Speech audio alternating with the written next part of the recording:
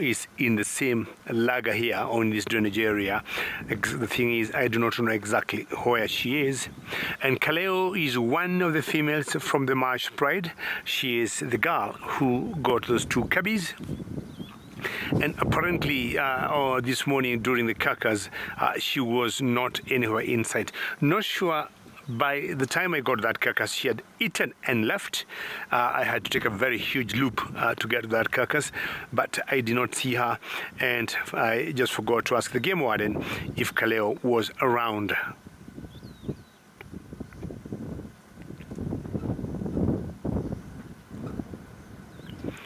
One of the male that I saw this morning was a tipo, and 3 girls from the Marsh Pride.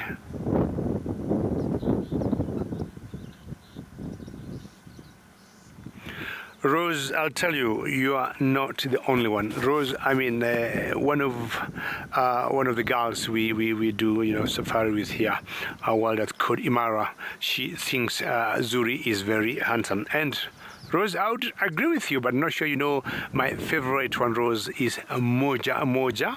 And he has, you look at his curly mane, and as the director of the day was saying, Nadine, possibly they should have, or they might have visited the same barber shop together, or salon, not sure what.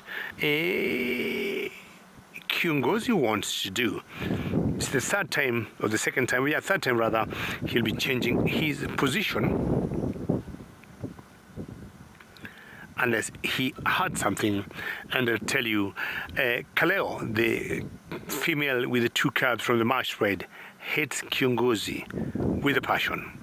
Not sure what Kiongozi did to Kaleo, not sure what Kiongozi and Zuri apparently did to those cubs, but these 2 boys here, Kaleo doesn't like to see them. But again, my Kiongozi and Zuri are just there, not doing much. Not sure what Brian's lions could be doing.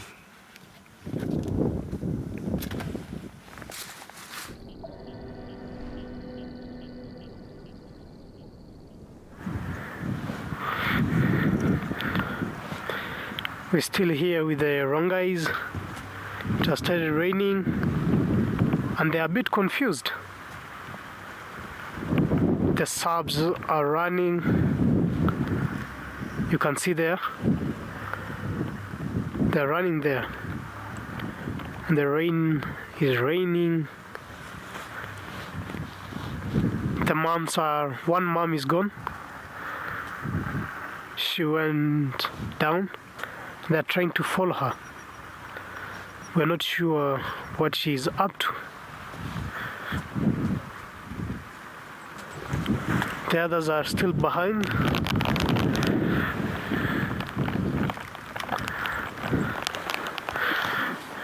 I'll be changing the angle. I'm not very sure because they just started running all of a sudden. I'm not sure if they sensed anything. Just want us to check what they are up to.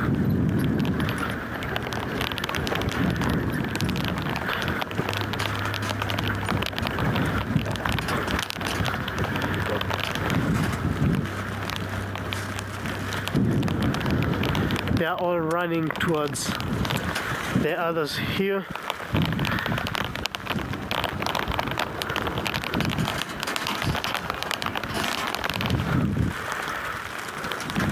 It's just raining on us. There's a lot of rain coming inside.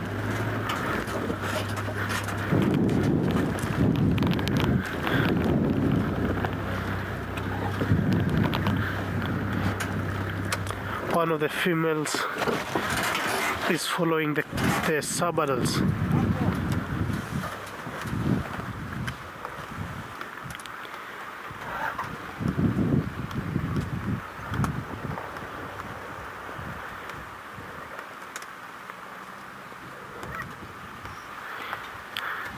We'll be here watching what they're doing. I'm closing our car. But in the meantime, let's see what David Lions are doing.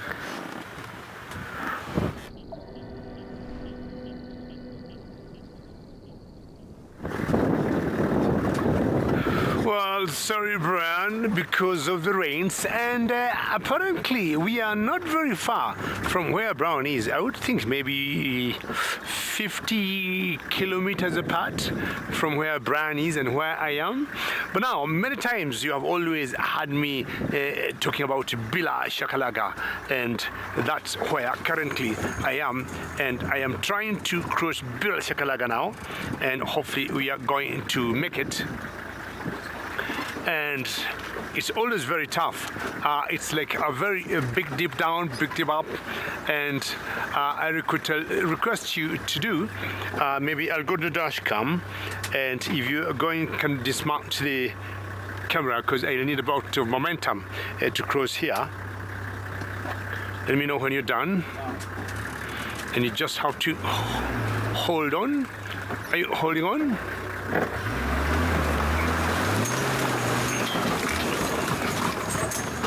And we have made it.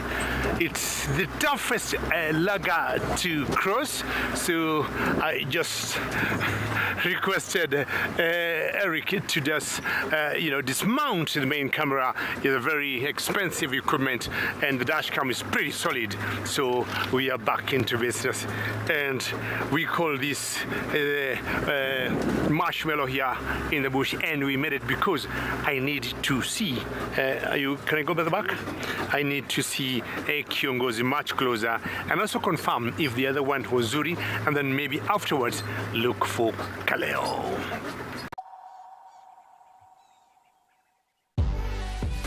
When nature calls, Maui is the only answer. Satisfy your wanderlust and take to the open road in one of our fully equipped motorhomes. Boasting a fridge, gas stovetop, AC and bathroom, our motorhomes are comfortable and spacious, making any self-drive adventure in the Kruger or garden route memorable. Whether you travel alone, as a couple or the whole family, Maui has a motorhome for you. Maui, home where you roam. I'm Butch James, World Cup winning Springbok fly half. Rugby has taken me to many incredible places around the world, but it's Africa's wild places where I feel most at home. This July and August, after the Springbok tests against England, Wales and the All Blacks, join me on a series of luxury safaris. There we will share some rugby stories, open fires and some incredible wildlife sightings, all under the African skies. See you in the bush. I'm Butch James, World Cup winning Springbok fly half.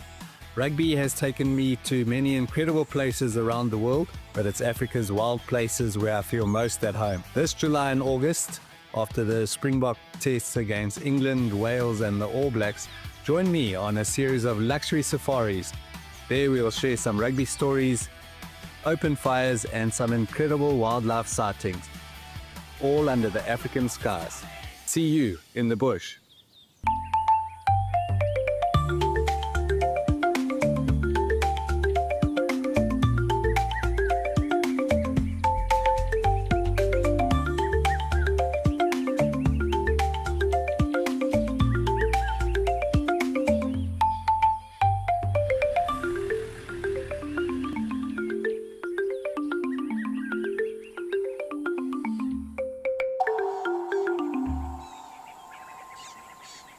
When adventure calls, answer with Brits.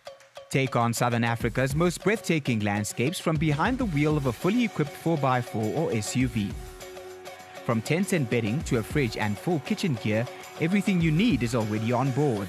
And with 24-hour roadside assistance, you're free to go further and explore with confidence. Open roads, total freedom, no limits, just the journey ahead. Brits, equipped for adventure. Chloe, they came from one pride that we call the Topi pride. And we might be having some interesting, not breaking news or not record, but the other largest Chloe coalition we saw here in the Mara were boys called the Notch Boys. And if I remember very well, there were 6 of them. Now, to have a coalition of 7, I think for me, it is something pretty special. So having come from, they have aunties, or they call the mother of each other aunties. I mean, And I guess, Chloe, if I'm not wrong, Zuri and Okingo are brothers. I'm going to find out. Zuri and Okingo could be brothers. And for that reason, they have a lot of deeper connectivity than maybe other males. Very, very rare, Chloe. You'll get one on his own. In general, 2 here, 3 there, 4 there. But Vuli, I'm sure we all know, tends to live on his own.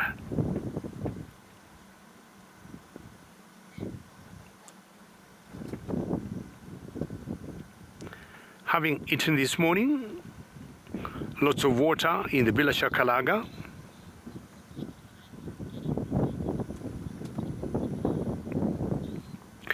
Joe would want to believe lions have their own natural immunity, because you would imagine the amount of ticks and flies we have here in the wilderness.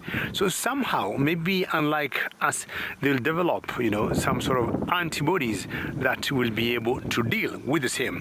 But Joe, I'm sure lions will also get diseases like human beings, for example, tuberculosis or bronchitis, and many of them don't survive. And one of the ways to tell a lion infected by tuberculosis, they start getting wasted from their hindquarters. They start getting, they start thinning out. And what we'll do, if of course it wasn't caused by, human wildlife conflict, we usually let be. But I think they develop antibodies to deal with any diseases the ticks could give them.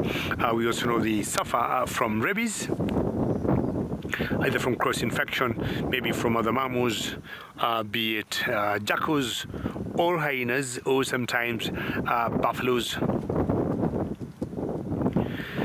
Now, I'm not sure why these 2 boys don't want to show up, but at least we have been able to identify we got Kiongozi and Zuri.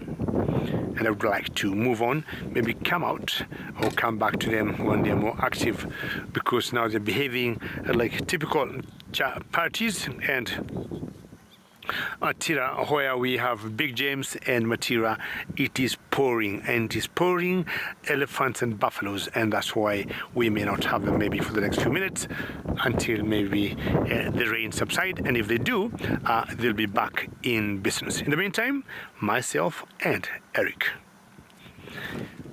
All right, Eric, we may need to move on and find out. Whew. You see that from a distance there. Let me just turn around and see if you can show me the rain there. Are you able to read it from there?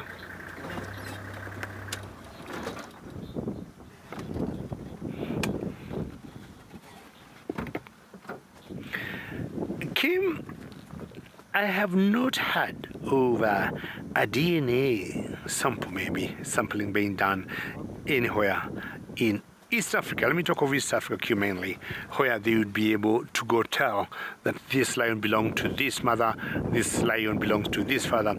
That I haven't heard. And Kim, I don't think we have done that in East Africa, but maybe if there could be a breakout, of a particular disease, and maybe the experts might think, there was human-wildlife conflict, maybe they might get some samples of blood from the affected lions to take it to the lab and do some investigation. But in terms of DNA identity, I have not heard. And the only good thing is, I know Brian is very good when it comes to rain, and let us find out what his lions could be doing.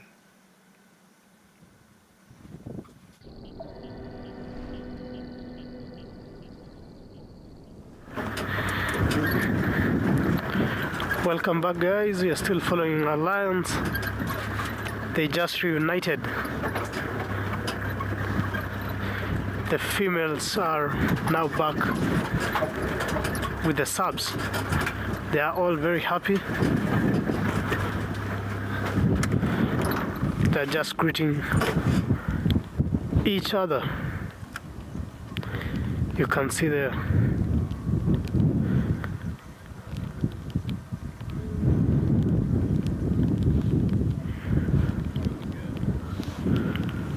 Most probably one sub was missing and they had him or her from a distance. That's why the mothers were coming.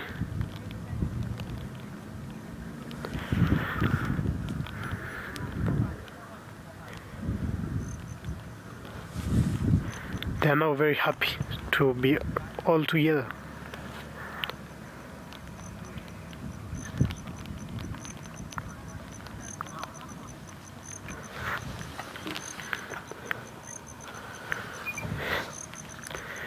Daniel, definitely they will hunt in the rain. They also the rain is not an obstacle to them when they are very hungry. We saw a few weeks back they were trying to hunt buffaloes in the rain. It was really raining, but they are still very, very active.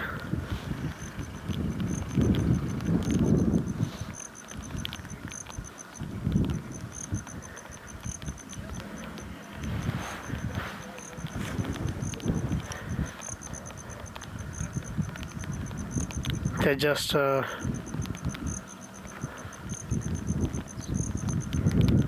cleaning themselves.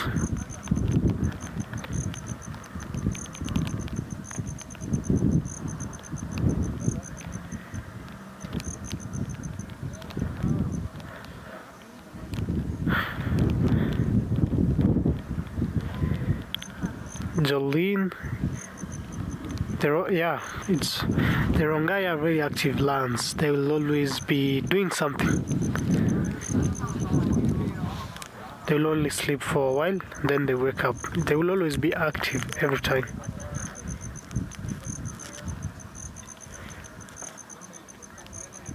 They are cleaning each other. There were small showers.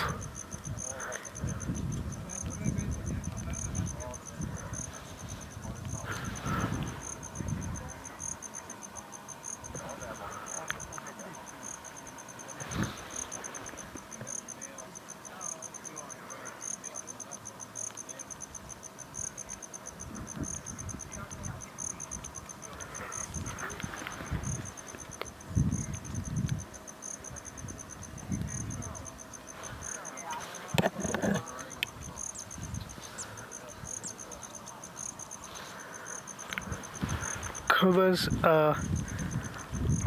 it's only their genetics. They only have. It's only their genetics. They have their own genetics, unlike the Victory Pride. They are more reddish. It's just it's the genetic code they have. The Victory Pride got the genes from the Mardadi. There was one male lion that was dominant. They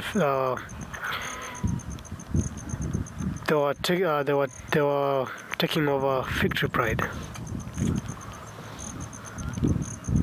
Mardadi and Kaka, and they brought these different genes.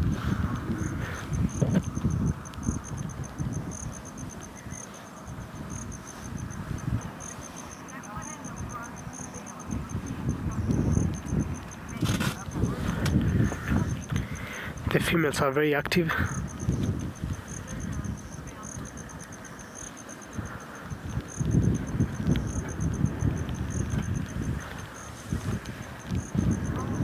Nala, I talked about Nala.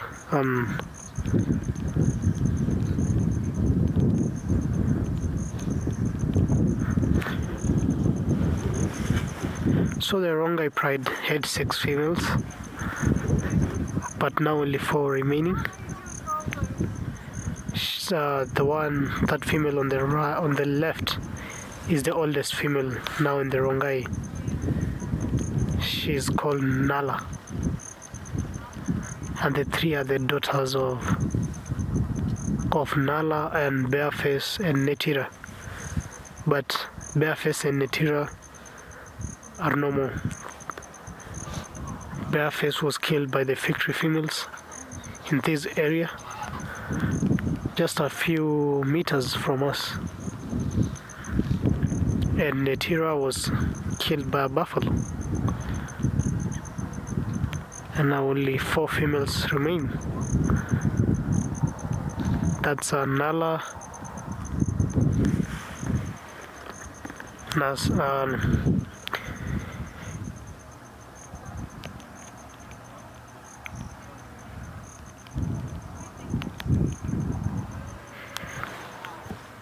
Nala is the oldest, and Nafia, Nakisa, and Nasira are the daughters of Bareface, Nala, and Netira.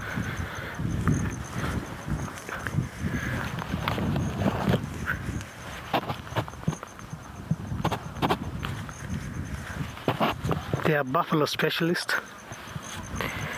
They have been hunting buffaloes for long. They really have good experience when it comes to buffalo hunting.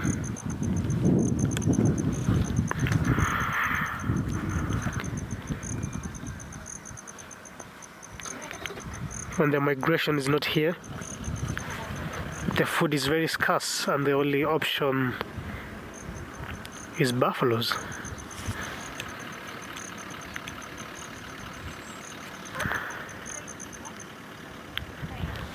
Opi, I'm not very sure, but it seems like there was one sabadal that was lost and they were trying to look for him or her. That's why they came running to this side. I think the sabadal was calling.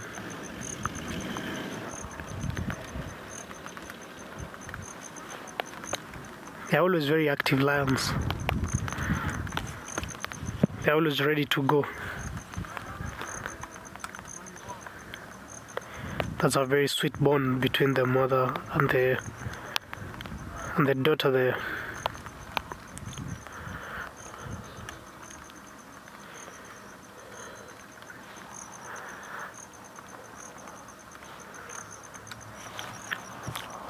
We'll be here watching what they are doing. But at the moment, let's see what David got.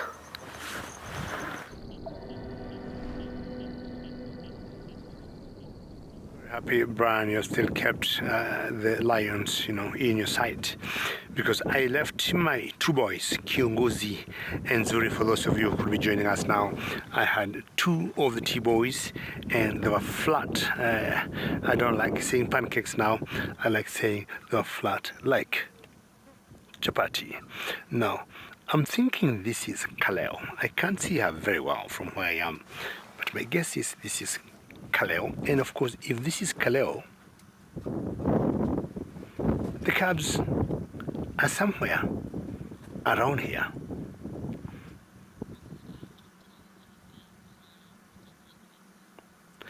And Nadine, the director of MaraLIVE, this afternoon says she thinks this is Kaleo. And I would want to agree with you, Nadine, as much as you're saying you're not very good with lionesses, and especially we suffer more lionesses than the males. The males are a lot easier for us, although sometimes they'll mix us a little bit. But this is definitely none other but Kaleo. Taking the shade under the orange-leafed croton bushes for some obvious reasons. We all know these bushes are very good insect repellents. And if you look at that mark below the left here on the cheek, not sure this has been a birthmark. I've always known Kaleo that way, or something could have some sort of skin infection, but that is the main giveaway for Kaleo amongst the other 5 girls of the Marsh Pride.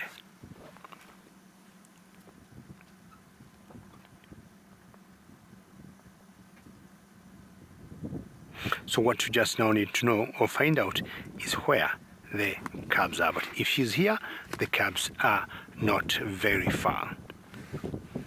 very happy with the job the two boys have done to protect Kaleo and her cubs.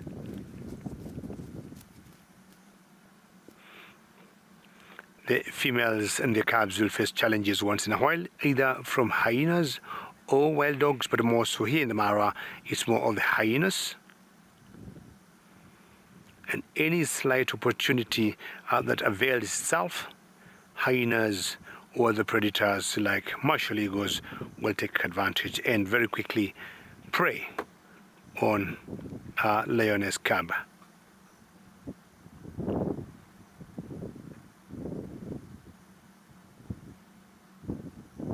I just gathered from the game warden that this morning Kaleo was on that carcass.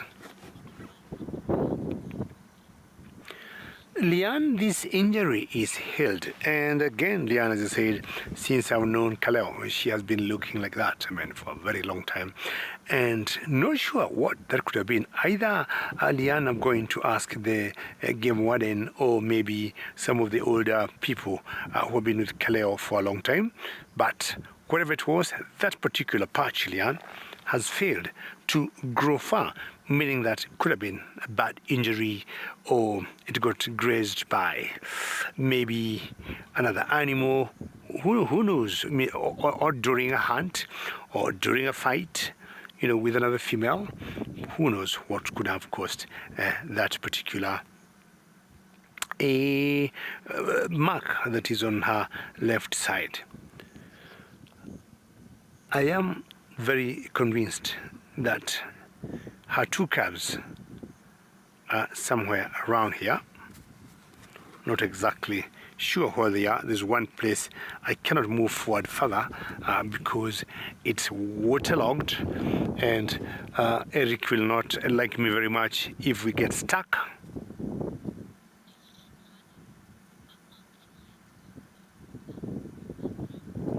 However, depending whether lions are weighted or not, we see them going sometimes for 2 or 3 days. But again, that would depend from one individual to another. We have seen them sometimes if they eat very, very fresh, carcasses, which you would imagine they're fresh and very bloody. Some will choose even not to drink water.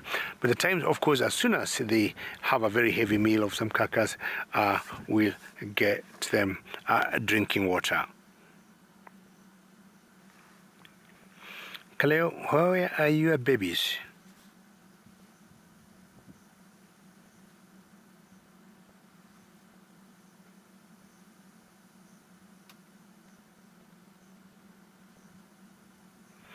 I remember there was a time I saw Moja Moja. Moja Moja is my favorite T-boy when he saw a hyena from a distance, and I've told this story a few times, or maybe a million times.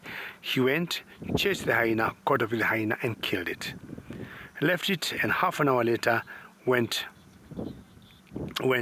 back to the hyena and just started tearing it apart. He never ate it, but it was very strange that he was like,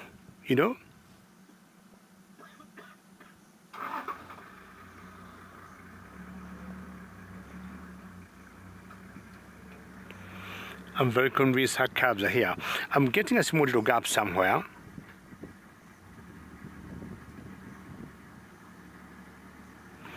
And when a vehicle that's in front of me moves,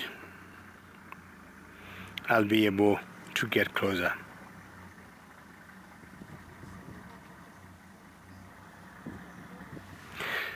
So we have a vehicle that just moved out of the way. So what I want to do,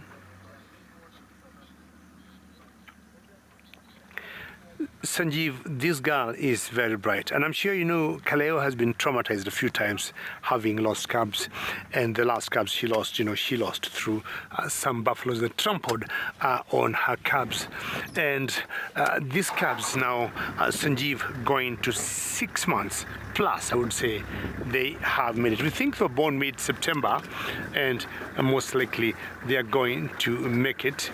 And yeah, again, I was saying lions will go 3-4 days without drinking water. Let me know, Eric,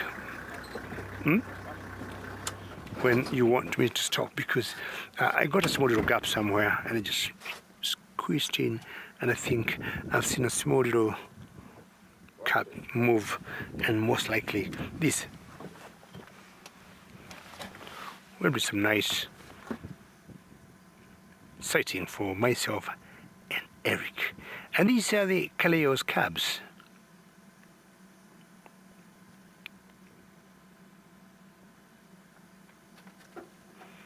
Very good camera work, Eric, albeit them hiding very well in there. They're partly in the bush and partly outside. I'm sure getting a bit of sun at the same time, trying to maybe shelter their heads from the sun.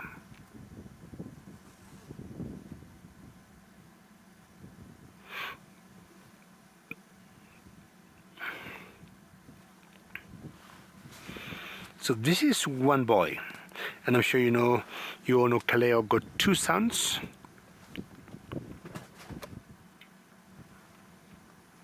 I'm not sure where the other one could be. We can only see one for now. Can you see the other one, Eric? Where is it? But Eric is saying the other one is right there. So moving this way will not help.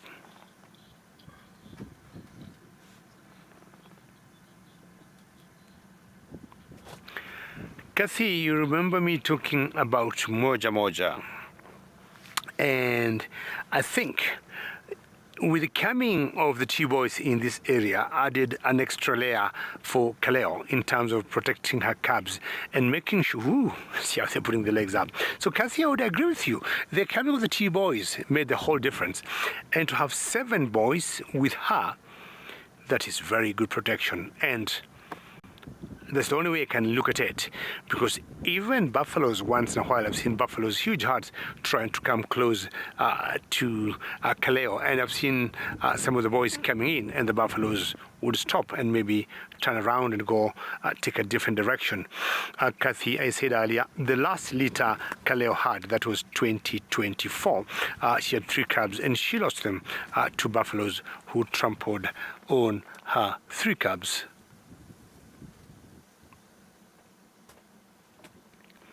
Eric, do you think if we move forward it will help or not? So we stay where we are.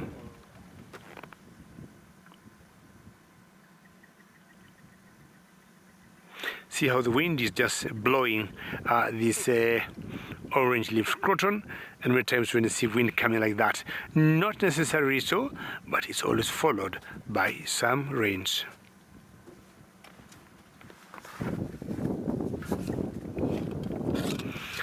Where Brian is and Big James, rains again have restarted, so they might be out of action.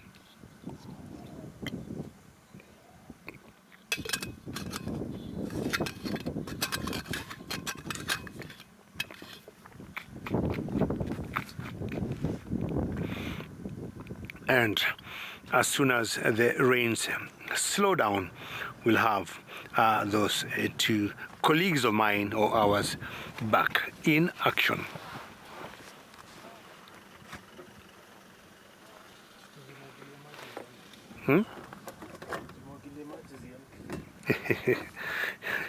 Eric is wondering why these cubs are taking too long to wake up. Eric, I just want to move forward. I mean, no guarantee that we'll see them, but again, I like trying things out.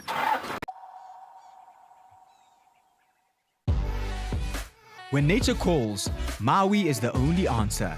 Satisfy your wanderlust and take to the open road in one of our fully equipped motorhomes. Boasting a fridge, gas stovetop, AC and bathroom, our motorhomes are comfortable and spacious, making any self-drive adventure in the Kruger or garden route memorable. Whether you travel alone, as a couple or the whole family, Maui has a motorhome for you. Maui, home where you roam. I'm Butch James, World Cup winning Springbok fly half.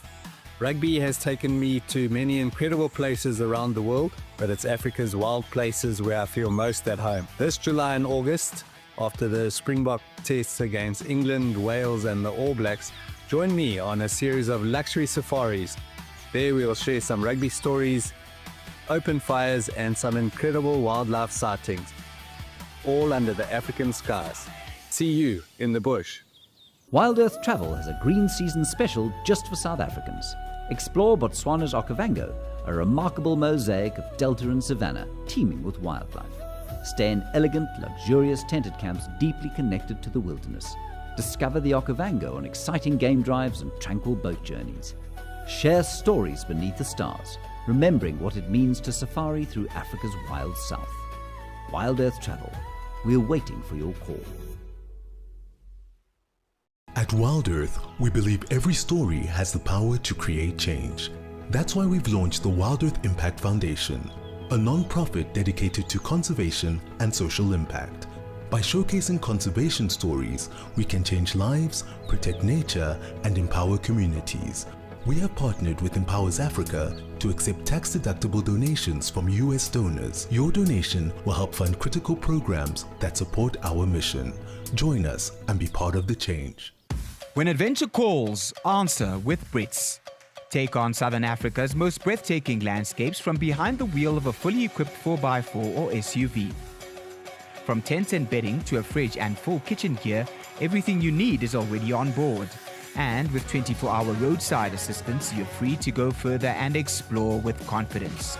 Open roads, total freedom, no limits, just the journey ahead. Brits, equipped for adventure. Face. When you'll be over 18 years of age, I'll give you a glass of Mama's drink to thank you. You're a good boy. Hopefully you'll make it to 18.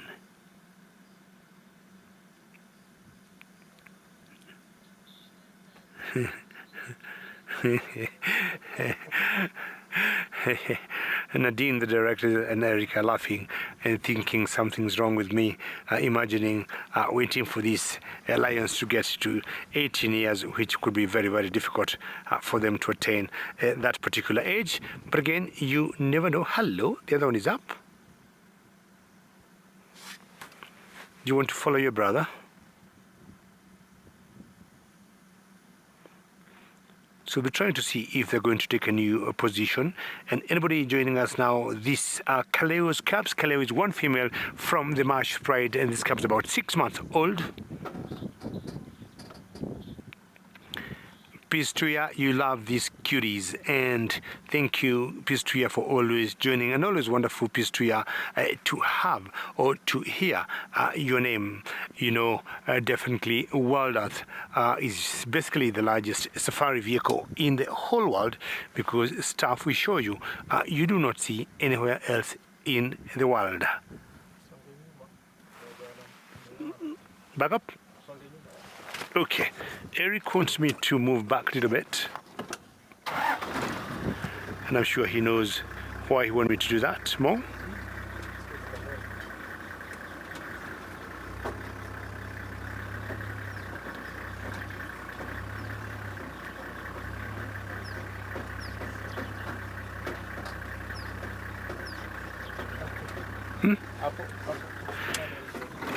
So Kaleo, if you look at her, maybe go to Kaleo is fixated to a particular lioness that's coming from a distance.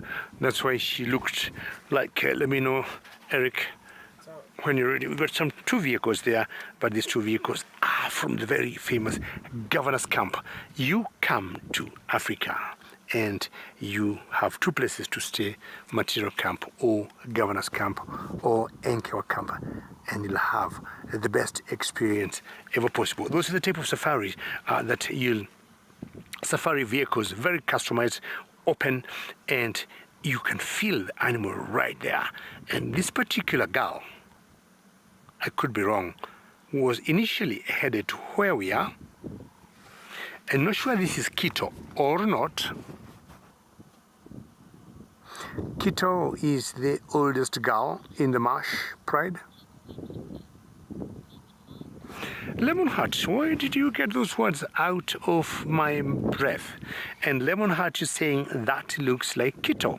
And me and you, Lemonheart, are thinking the same way. And possibly you're saying this looks like Quito, and I would agree with you 100%. Quito, we think she's about 13 years of age.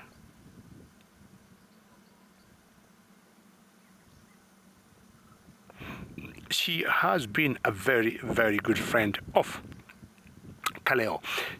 I would say, not sure she did the midwifery with Kaleo, but I would say comfortably she has seen Kaleo raise her cubs for the last 6 months. I'm sure these cubs maybe know they have a wonderful aunt in Kaleo. Of course, Kaleo is not a sister of Quito, but it would only be fair for them to treat her as an auntie.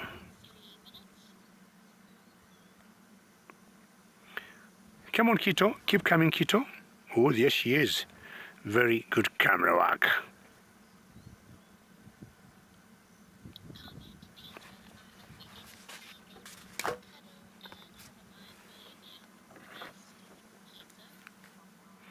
Pero if these lions meet, we might be preparing to see such a beautiful greeting, beautiful candle. Look at her.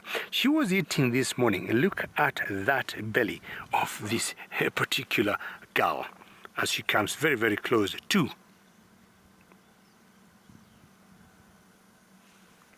Kaleo. I'm trying to imagine what position we shall take, but I'm sure Eric, you can catch both of them as she comes close.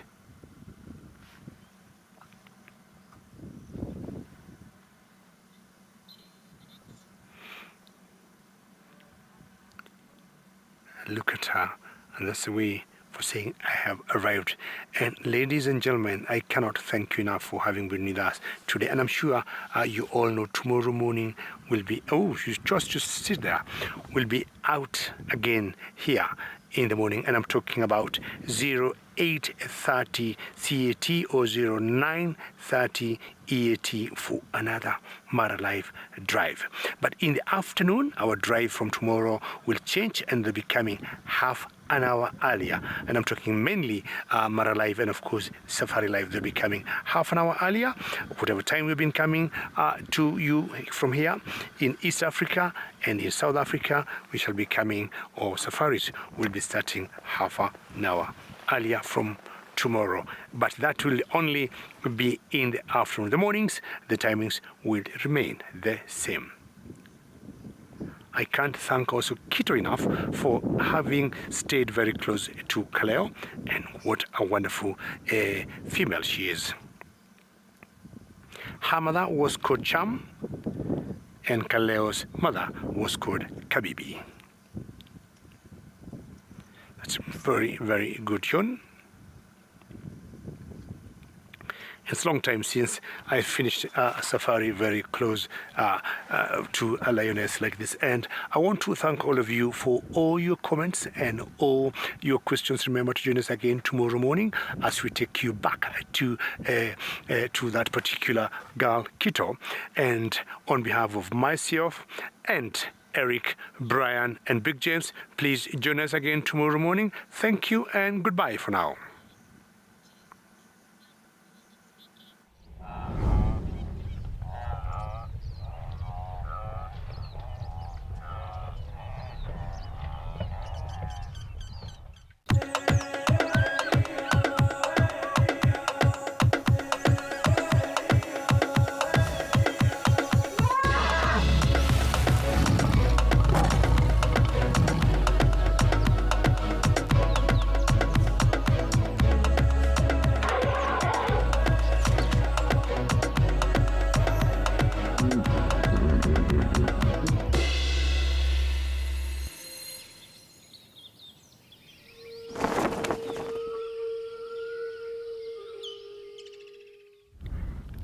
Well, hello everyone, good afternoon and welcome to your Sunset Safari. It is wonderful to have you all on board. We are coming to you live from a slightly breezy Sandringham Private Game Reserve this afternoon. My name is Amy, Cam's behind the camera, and of course we also have the other teams out on drive, both in South Africa and in the Mara. And yeah, everyone is out and about. Some have already found things, some are busy looking for things, but either way, we are going to have a great afternoon this Saturday with you all. Our plans really is to head to some water. It's been fairly warm today. It's a little bit breezy. We'll see what happens. But yeah, some elephants would be nice. Okay, let's send you over to the Sabi Sands to say good afternoon.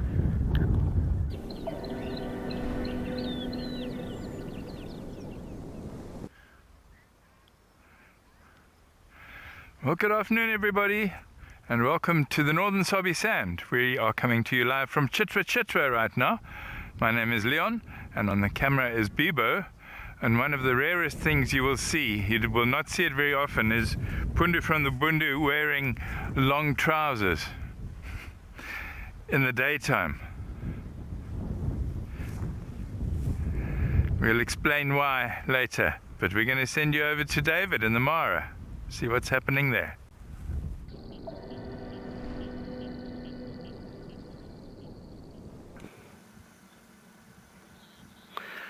Good luck, Leon, and hello and jumbo everyone. A very warm welcome to the Masai Mara National Reserve, where I am sitting with this one particular girl called Kito from the March Pride. My name is David, and on camera with me this afternoon is Eric.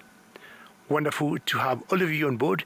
Please stay with us for the next 3 hours as we bring you nothing but the best. Now, I'm smelling rain. It hasn't started, but I can smell rain from a distance. And my big plans are to stay with this particular girl and look for other T-boys or marsh girls. In the meantime, let's go to Amakhala to Steve.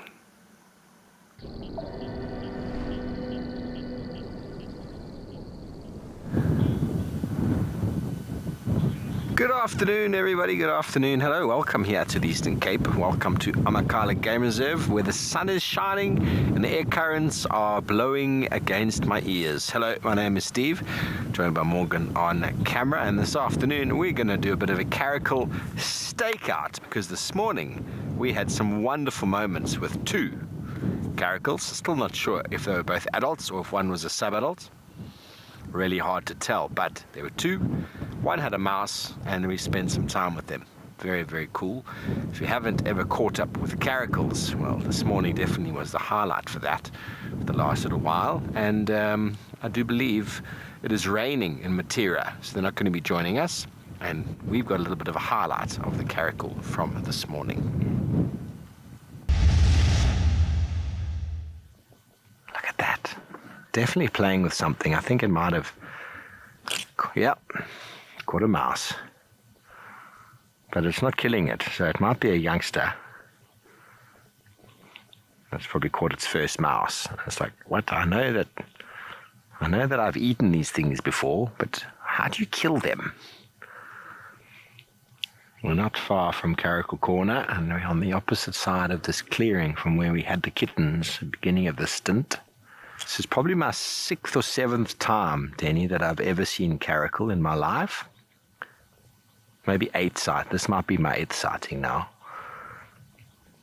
We've all been pretty much in this corner.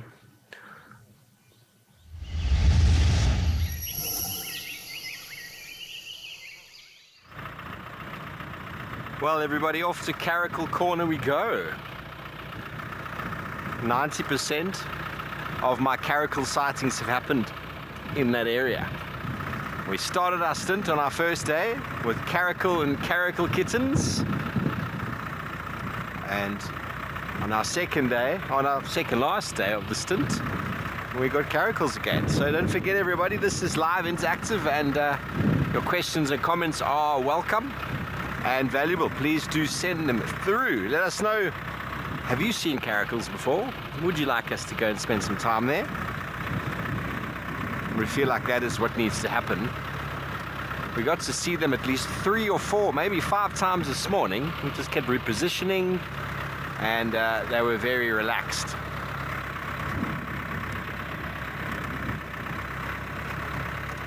It's also an area that can potentially be a little bit sheltered from the air currents.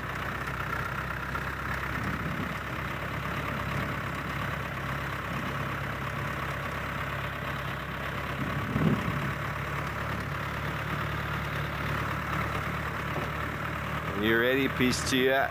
Fantastic.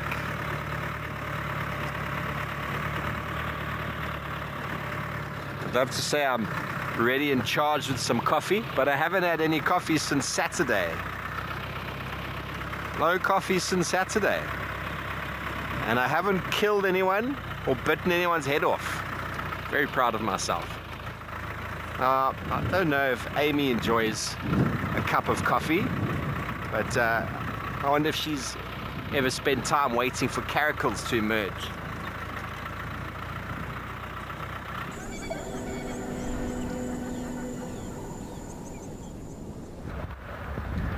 I most certainly do, Steve. I most certainly do. I can't say I'm a coffee snob in any way.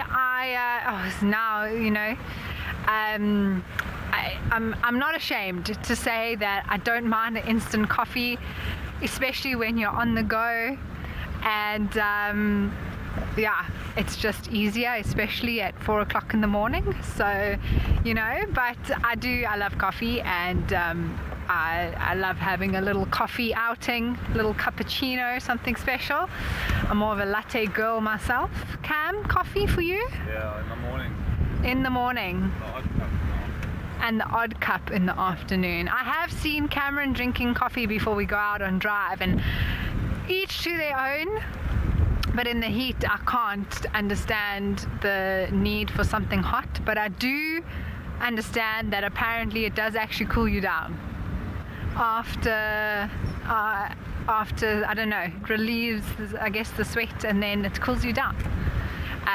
But that's not my choice. Definitely not. I'm more of a iced water kind of gal in the heat. But I also like hot coffee. So I know that might sound redundant, but yeah, lukewarm, cold, no thank you. I'd rather reheat or, you know, get it to really nice and hot temperature. Anyway,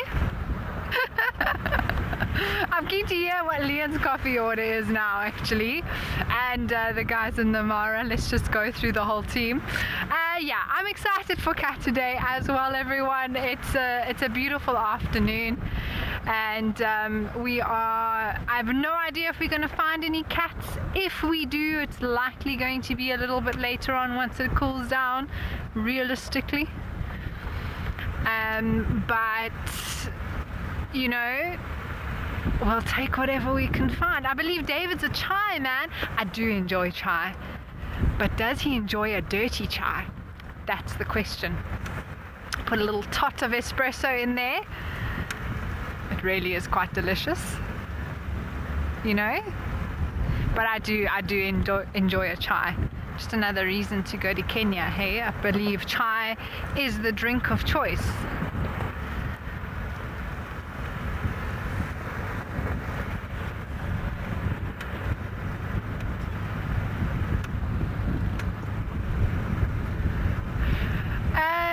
I'm also keen to do a bit of birding this afternoon. We always are keen for that here on Sandringham. So yeah, I was just looking, there were a few oxpeckers flying around, but I was checking if maybe there are some giraffes.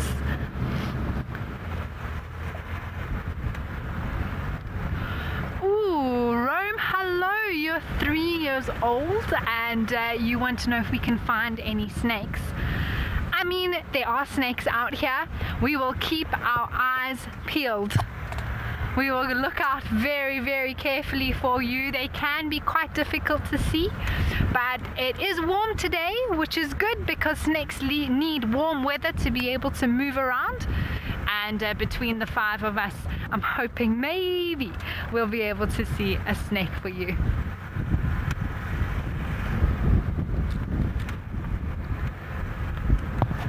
There's a few different snakes we could see, anything from a puff adder to a black mamba.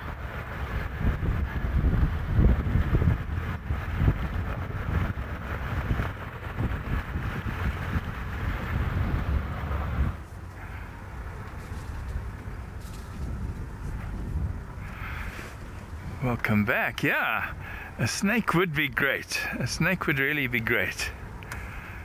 I wonder what kind of snake we might find. Just trying to think when last I actually saw a snake. We had that lovely giant legless skink at Sandringham when I was last there, but that's not a snake. When last did I see a snake? I haven't actually seen one yet while we've been here at Chitwa. We're coming up to Jack's Pan on Jackie Sabi house property shortly.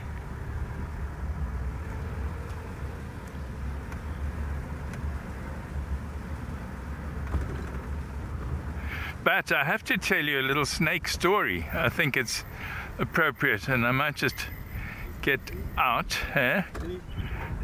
I need a little bit of shade. Okay.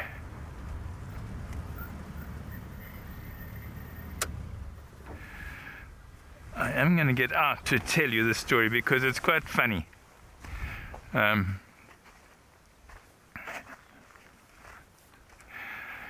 We're talking now more than 30 years ago. More than 30 years ago.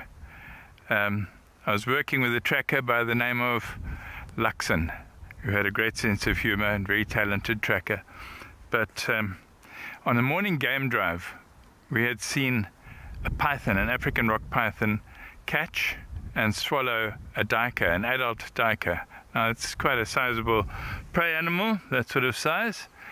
Still waiting to show you on SafariLIVE, but it took quite a long time, obviously, to swallow it, and then it had gorged itself, and obviously it's going to be full for a long time. Reptiles like pythons, crocodiles, and various others don't need to eat very often. So a meal like a duiker, once it had swallowed it, we knew that it was going to seek cover somewhere and then stay there for a long time. So what it did is once it had swallowed it, this hugely fat python went under a thicket like that and just stayed there.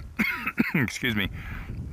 Okay, so those guests left, and I had new guests, and we came and we checked and the python was still there. Those guests left. 2 days later we knew the python was still there. So I had a completely new set of guests, and we came along a road, and my tracker at the back, Luxon, suddenly told me, stop. And I knew, we had planned this. What, Luxon? I said, I smell something. Okay, what do you think it is? He took a deep breath again. That's a snake. It's a snake. Big snake. Okay. Where do you think it is? And he sort of looked around and, yeah, I think it's that way. Drive there, drive in the bush there. Yes, we're getting closer. Drive there, stop. I think it's somewhere here. Yes, let me look. And he stood up on the back of the vehicle, because the trackers in those days were on the back of the vehicle, higher point. And he stood right up and he pointed. Yes, there. Look, drive close. And we drove closer, and sure enough, the python was there. It had been there for a couple of days. So the guests were amazed. What a legend of a tracker. How did he smell and find a python? Meanwhile, we knew that python was going to be there for many days.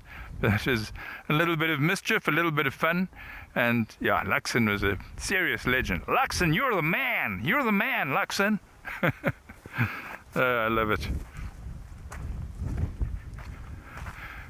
Real quickly,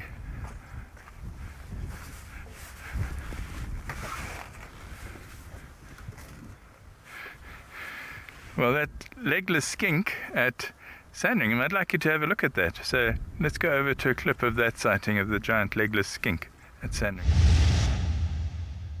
Looks like a giant legless skink, and this one is probably, I would guess, 15 inches long. Probably been eating some termites on the road. They will take other creatures as well, including vertebrates such as smaller reptiles even. Look how it's gliding along there, beautiful.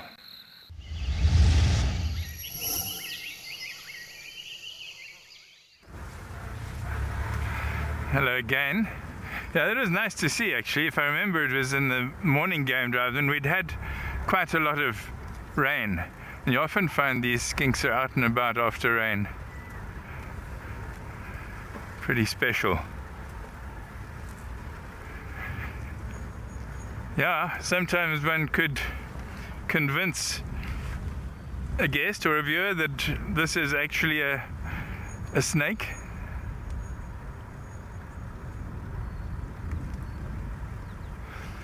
Sure. Yeah, it's a rarity. I think since I stopped full-time teaching, so you're talking about more than 3 decades ago, I've probably worn long trousers maybe, I don't know, probably less than 30 times, and usually for some formal function or other. By choice, I don't wear long trousers, even if it's cold. Legs don't get that cold. But you know why I'm wearing them today, and not because it's cold or not because it's going to rain, but because we were being so badly bitten by biting flies and other insects this morning. It was so humid. We thought surely it's going to rain, but it's totally changed. It's dry, slight breeze, very little humidity, so also the insect activity is not that bad anyway. Anyway, so be it. This is where we ended our morning safari, our sunrise safari today, and just as we were ending, the guide from Jackie's Sabi house, which is not far down there, he came past us and he said he'd seen a young male leopard just a few hundred meters away, and it was the son of the Sibuya female who, from where he saw him, he crossed west into the neighboring property. But I was kind of hoping, why has he been around here? Because the Sibuya female and her youngster were also seen not far from there a couple of days, well, the day before, I think. And I was wondering if maybe they'd come for a drink here. If they have a kill somewhere there, maybe this is the nearest good source of water. So I thought we'd check it out. Don't see any sign of it. Our heron from this morning is still in the corner there, past the tree. Bibo saw him catch a nice sized fish this morning. Swallowed whole, of course.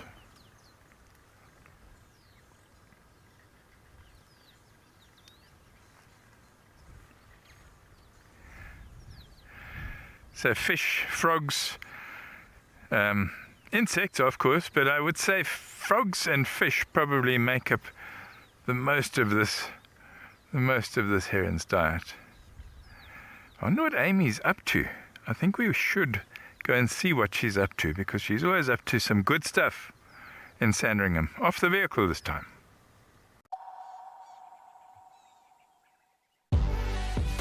When nature calls, Maui is the only answer. Satisfy your wanderlust and take to the open road in one of our fully equipped motorhomes. Boasting a fridge, gas stovetop, AC and bathroom, our motorhomes are comfortable and spacious, making any self-drive adventure in the Kruger or garden route memorable. Whether you travel alone, as a couple or the whole family, Maui has a motorhome for you. Maui, home where you roam. Hi, I'm Butch James, World Cup winning Springbok fly half.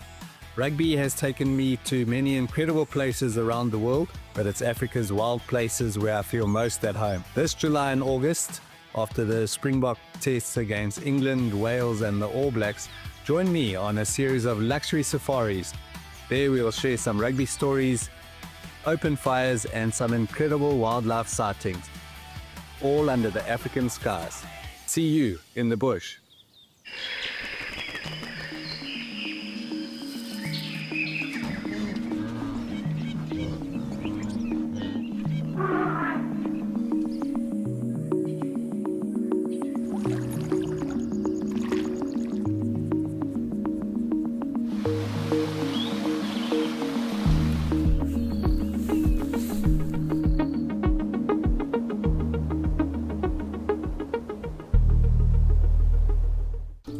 Impact Foundation is a non-profit that uses the power of wildlife storytelling as a force for good.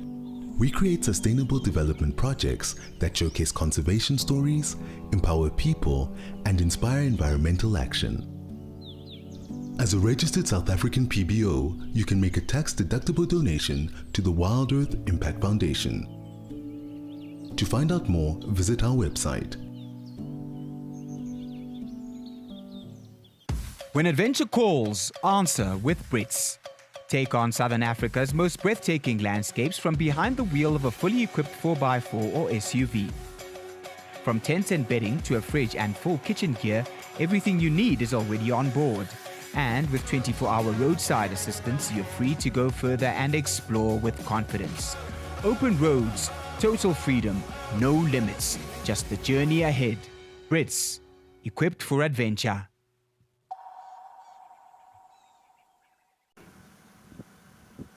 She has come very close to Kaleo, which is unlike, the other lions, the other lionesses that always come close to Kaleo. Mainly it will be Kito, and I'm not sure where she has been, but either way, this particular female looks so full, whatever she might or she could have eaten earlier. Kito is more of beige. She doesn't have that white belly that you see on this particular girl here. She also looks youngish. She's a sub-adult, young, maybe 3-4 years. I would say 3 years and a few months, comparing her to Kito, who is 13 years plus.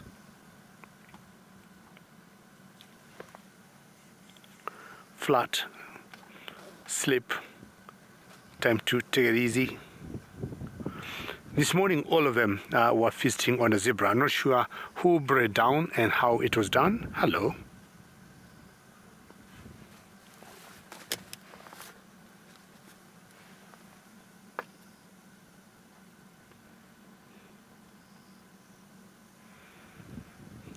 What do you want to do? Yeah, this way looks like Nusurika, unlike Kito. Kito, as I said earlier, she's big, a big lady.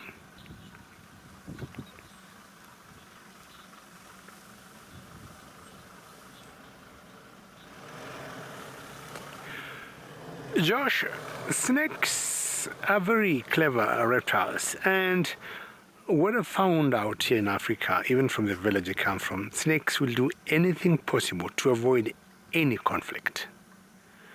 From my village, not once, even today, we live with pathfinders in our homes, right inside the house. And so long as you don't come across or on its way, they will not hurt you. And we know how venomous, pathfinders can be. And the same case, if any snakes around here, they pick up the heat of, an animal of any sort, they'll always try to avoid, unless they are hunting it for prey. Once in a while, we have always had our own theories, possibly some of the mortality of lion cubs from snake bites. Not sure myself I know of any, but snakes will always try to avoid them. Maybe if the cubs who have died in the hands of snake bites is when maybe cubs go playing with this venomous snake. The snakes will not know these cubs are playing with them, and in the process they bite them, injecting the venom in them. I mean, like the red spitting cobras, snakes like the pathfinders I'm saying that we have lots of them here in the Masai Mara, black mambas could cause maybe lots of harm to cubs. But ideally, if a snake would be crawling towards this lioness, it picks, even without seeing it, its body heat using its tongue, definitely she is going to change direction.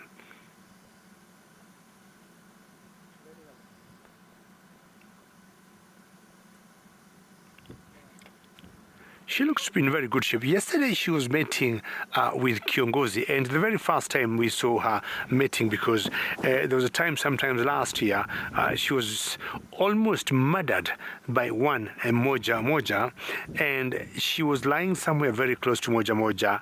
Moja started to stalk her. She took off, she went running, and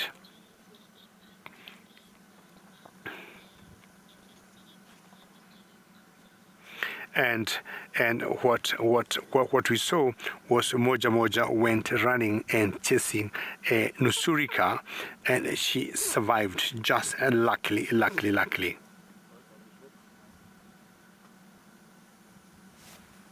And I'm sure come March of the 4th of March, we shall be celebrating the World Wildlife Day.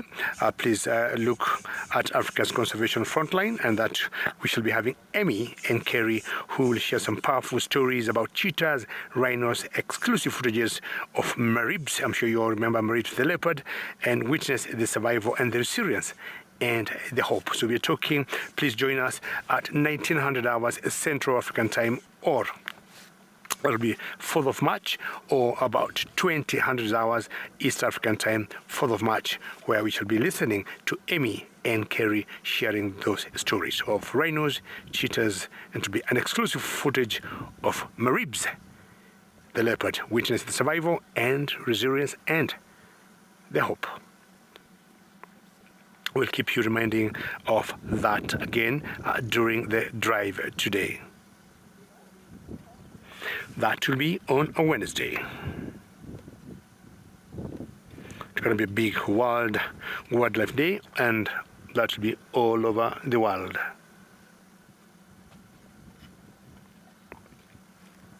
When you talk of conservation, Africa has done pretty well in conservation. Some of us, we have not done anything else in our lives. We have just been guiding, and we really need the survival and the future of the fauna and flora here in Africa. Earlier, Steve was looking for the caracal, and I guess he had caracals this morning. Let's find out whether he is winning or not.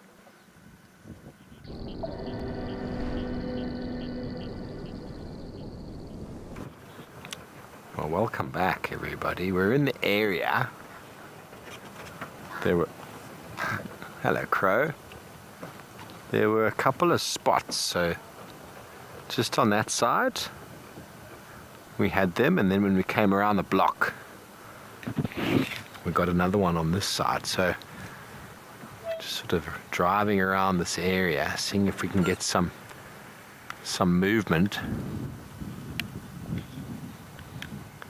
They're not easy to see if they don't move.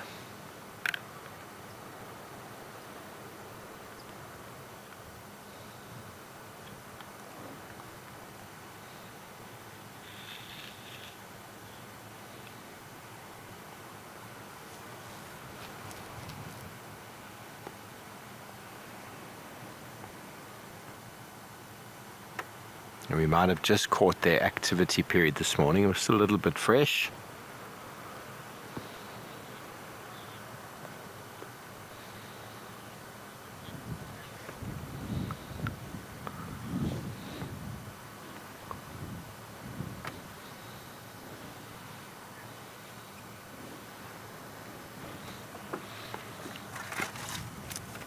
I don't know if we can use this map, Richard. It's a bit scratched, and it's a bit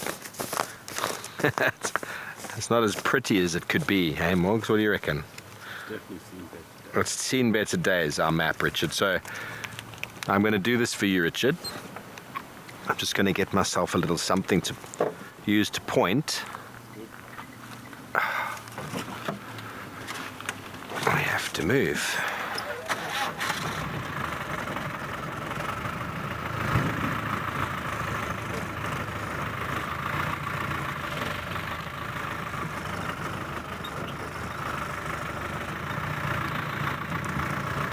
I will use my knife to point. Okay, problem is, Richard, is this map is not the zoom in kind.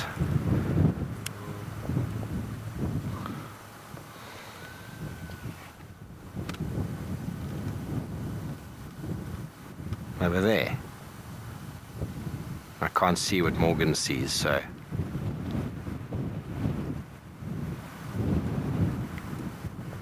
How does that look? Yeah, you won't have a clue, everybody. You won't have a clue. It's taken some time to learn the map, I'll be honest. I don't know all of it, but we are sort of there. In the general area of what I pointed out, this area from the other side there to the other side here is where I've seen all of my caracals on Amakhala. And the caracals also like to hunt birds, which is what Amy's after.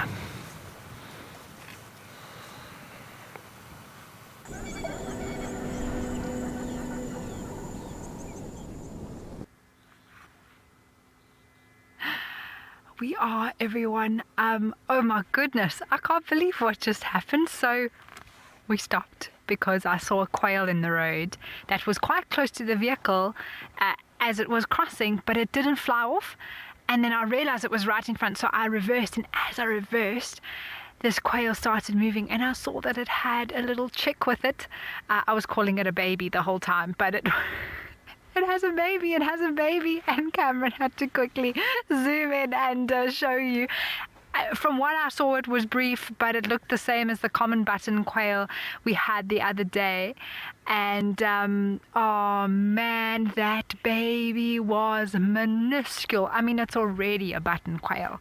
So it was just scurrying around. It didn't go off the road for quite a while. So hopefully we may be able to show it to you. But wow, I mean, it was just running around there, left, right, and then it went off to the right hand side of the road. Yeah, Polly, I mean, I don't know, we want to keep our eyes there just in case Mom comes out again with the little one. But it just looked like it had one little chick with it, and I mean, that little one, I'm sure it hatched today. I mean, it was so small, it couldn't be more than a day or two old. But I can understand now why Mom didn't want to fly off, because that little one wouldn't be able to follow, I don't think, at such a small size. So yeah, that was pretty cool to be able to see something like that. But you never know waiting here if they might come out into the open again. You can imagine that for these little quails running around, they don't know when the open road is going to arrive, so they sort of running, scurrying in the grass or just moving slowly, whatever they do, and next thing it's like, oh, everyone can see me, and then there's this massive object that's coming towards you. So you know, can understand why there's a bit of panic. Okay, we have the replay for you, so have a look at this, everyone. Oh my word, it's got a baby.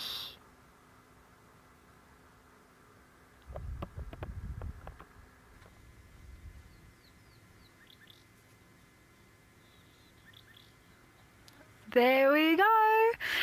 So that's what we saw. Probably a little bit longer than that, but of course we had to get everything ready to show you. But from when we saw it till when it went away, it was probably about a minute and a half or so that we had eyes on it. So super cute, and yeah, definitely the first common button quail baby chick that I have been able to put on camera. It's probably not the easiest thing in the world to capture, just because of how shy they are and how easily they blend in. All right, I think we shall continue, because, you know, I'm going to drive very, very slowly here. You never know if they might pop out, so Can's on standby for a very quick zoom in. But often once they do get back into the long grass, they scurry away.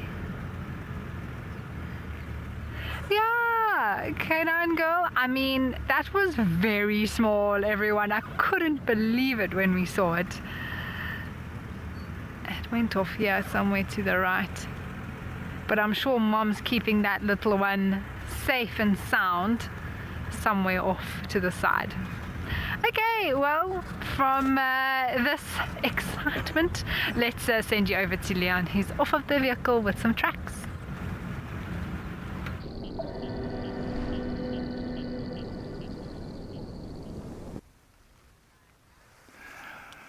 Well, welcome back. Now I just want to see something here. There are some leopard tracks here, but I just want to feel how fresh they are. I'm hovering my hands about less than 6 inches, about 3.5, 4 inches above the ground, to feel the heat waves coming off them. And what exactly? Yeah. My hand tells me these are 8 hours old. I'm joking, of course. I know they're about 8 hours old, because this is where our friend Skulile from Sabi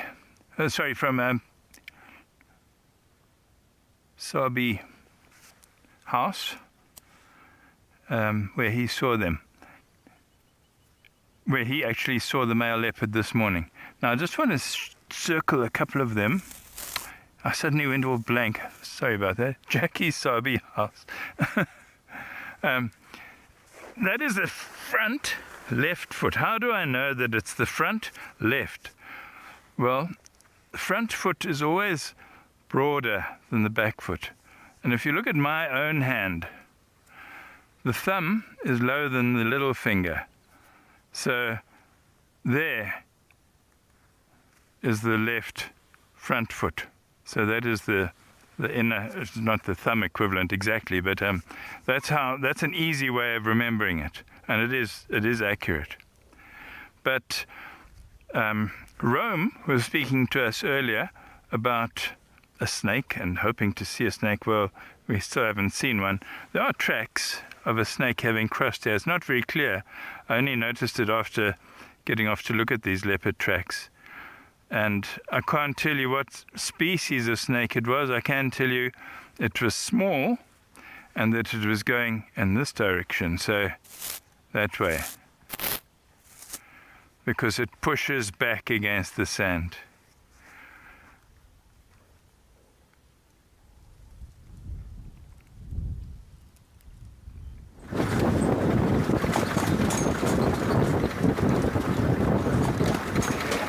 I decided to leave Nusurika and Kaleo and Kaleo's cubs because I'm smelling a huge storm coming, and Albano is smelling the storm.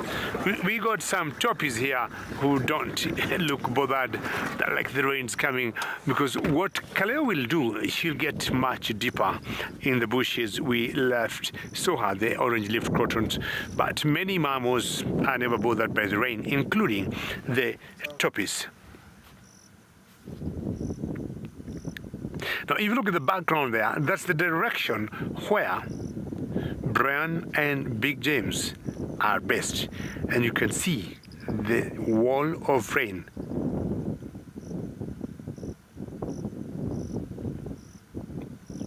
The only challenge is that wall is coming towards me and Eric. So we decided to recross again Bila Shakalaga and get the hood of the vehicle facing Governor's Camp. Governor's Camp is where myself and Eric are staying, one of the very nice and iconic camps in the Masai Mara of Kenya. Great camps, and great tents in the camp just sits on the banks of the Mara River. We are not far from the camp, I would say 10 kilometers away, and all we have been seeing has been very, very close to the camp, including the T-boys and the two marsh girls we saw earlier. During MaraLIVE, we had Zuri and Kiongozi.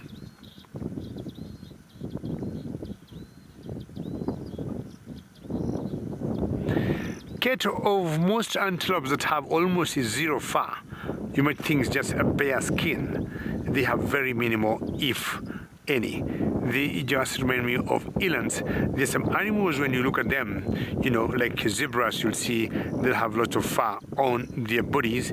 But I think being in the sub-Saharan Africa, Kate, possibly the fur, as much as it could help them during the cold times, maybe short fur would be a plus for them because of the heat in the tropics.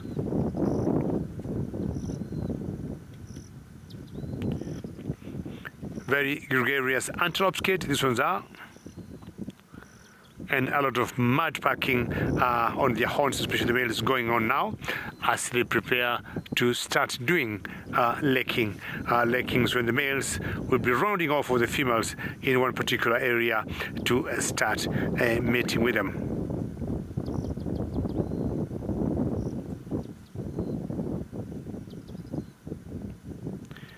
It takes about 2 years, for their calves to develop a full coat of the adults once they're born.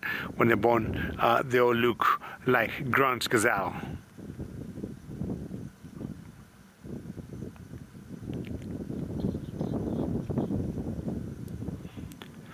From where I am, the T-boys are not very far.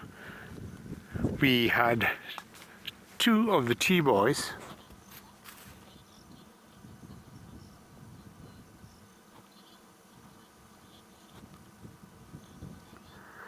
and Molava. We see lots of bones, lots of skeletons out here, and hopefully we are going to see some in Molava for you and we'll show you before the end of the drive. But Animal Lover, we have been always saying, if we can, leave it where you found it, and we let Mother Nature take its course. Animal Lover, what would happen should, not unfortunately, should an elephant, for example, die, or a rhinoceros die for natural causes or old age, we'll have the park authorities coming and just dehorning the rhino or getting the tusks out of that particular elephant, and they'll take it to safe custody in somewhere in Nairobi. There's a body called the Kenya Wildlife Service, and the Kenya Wildlife Service are the chief custodians of all the wildlife in this country, and that will help, deter poaching. But in general, we see teeth, we see nails, we see tails, we see skulls of some sort, we see horns. We just let it be and leave it there to rot. I mean, when hyenas are very, very tight in terms of resources, we have seen them eating very old bones. So, which could be another good reason to leave anything that you find where you found it. Some of the moths we have known, they'll breed from horns like buffalo horns. We have seen them breeding from buffalo horns and feeding on the keratin of those buffaloes. So everything here counts.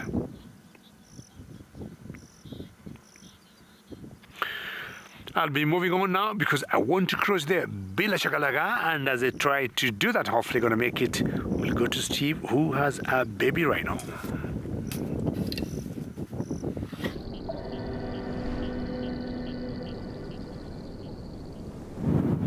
Hello everybody, well, probably one of the newest members of the rhino family here on Amakhala. Hello little one.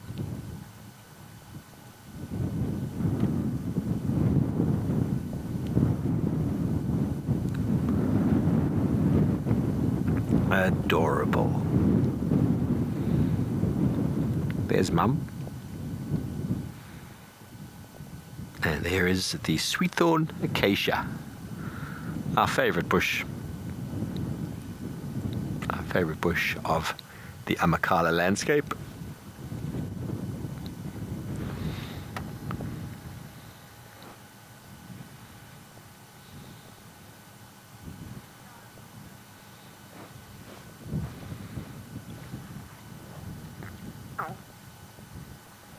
Maybe they will materialize in front of it. Maybe they'll have a little nap. Babies tend to need to have a little nap from time to time.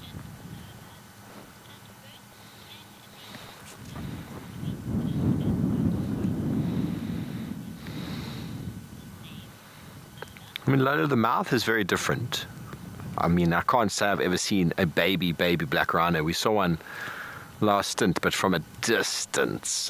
I've never seen it up close, but the mouth structure is formed. And they've got a wide lip versus a hooked lip.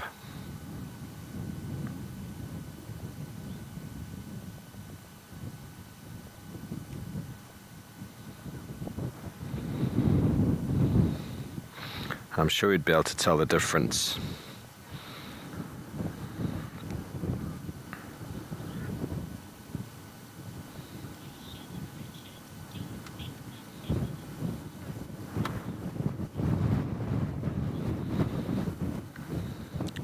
Richard, I have no idea. I mean, evolution, I suppose, can be a short process, but it serves its purpose.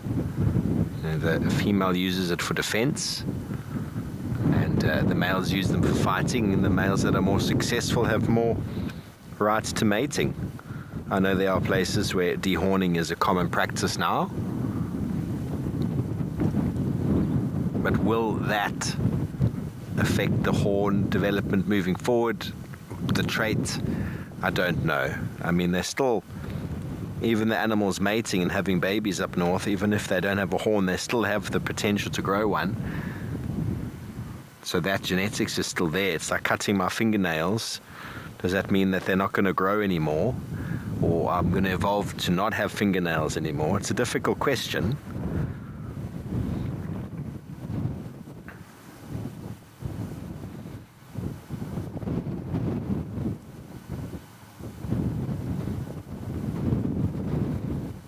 Essentially just like cutting their fingernails. It's a bit more of a process though, to be honest.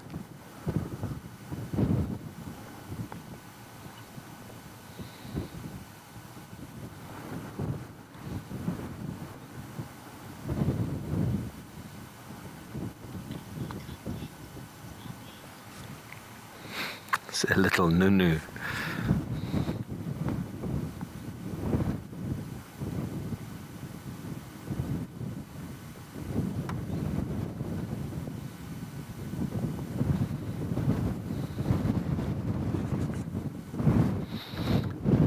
Birth, they weigh anywhere from 40 to about 65 kilograms.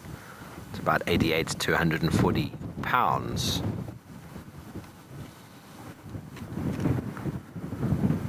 And they grow very, very quickly, gaining 45 kgs in the first month. Per month. Probably all know the gestation period is about 15-16 months. She's being patient, letting her calf suckle now.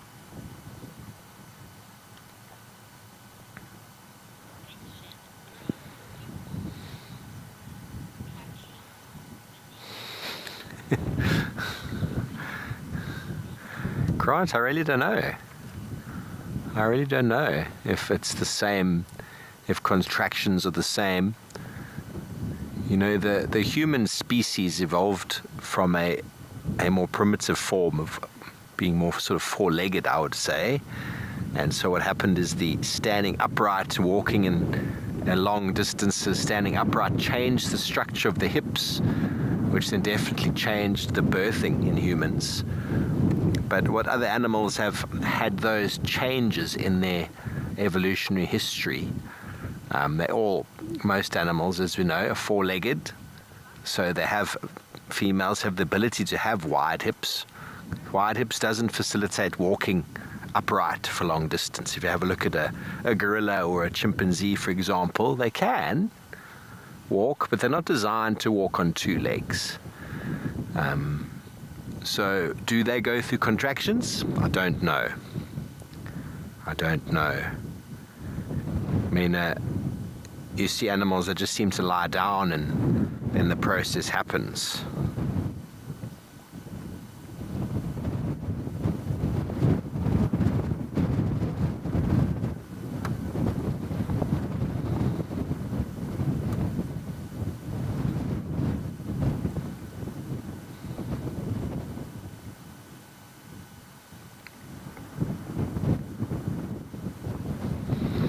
But I mean, they all have a uterus, so you'd think that there'd be some form of movement in the uterus to help them give birth.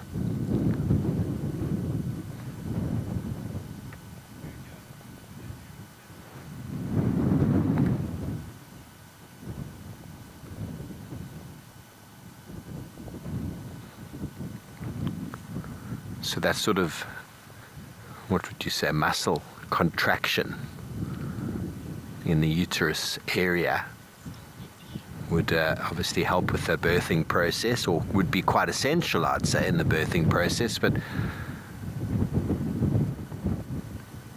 definitely probably different degrees, periods and time frames with regards to the birthing process. Some animals are very quick, seemingly just happens, and others, as with humans now, has become quite, the word labor become appropriately named.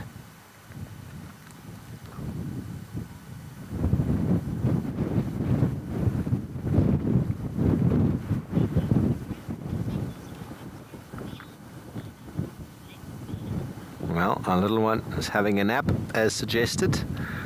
And I wonder if Leon's magic hands have managed to find him that leopard.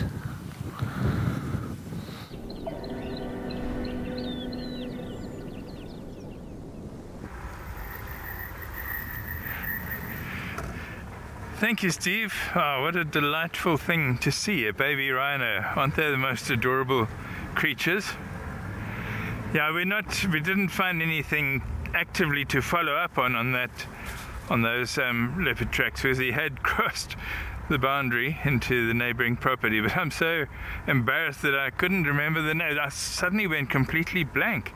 I was thinking, Sabi, what? Jackie's Sabi house or whatever. But let's go have a look at when Cedric saw that leopard cub on the 4th of January. Well, success, everybody. As you can see, we have just located on Sabui's young male cub. So she must be here somewhere. She must be lying in the grass here somewhere.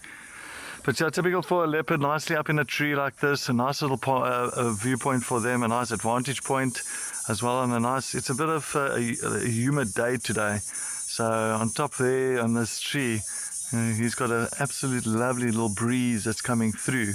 It's going to cool him down, as well as he's feeling very safe up there. So there can be anything that's going to be coming around. He's going to be very safe up that side. And yeah, he's just loving life.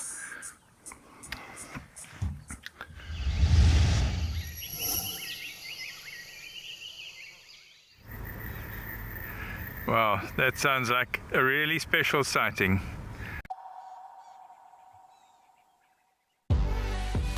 When nature calls, Maui is the only answer. Satisfy your wanderlust and take to the open road in one of our fully equipped motorhomes. Boasting a fridge, gas stovetop, AC and bathroom, our motorhomes are comfortable and spacious, making any self-drive adventure in the Kruger or garden route memorable. Whether you travel alone, as a couple or the whole family, Maui has a motorhome for you. Maui, home where you roam. I'm Butch James, World Cup winning Springbok fly half. Rugby has taken me to many incredible places around the world, but it's Africa's wild places where I feel most at home. This July and August, after the Springbok tests against England, Wales and the All Blacks, join me on a series of luxury safaris. There we will share some rugby stories, open fires and some incredible wildlife sightings, all under the African skies. See you in the bush. Join me at Mabula Private Game Reserve from 6 to 11 May 2026 for a 5-night private safari for just 6 guests. Just incredibly exciting. Enjoy guided walks, take part in rhino conservation efforts, and explore Mabula's beautiful landscapes from open plains to rocky hills, alive with birds, animals, and vibrant plant life.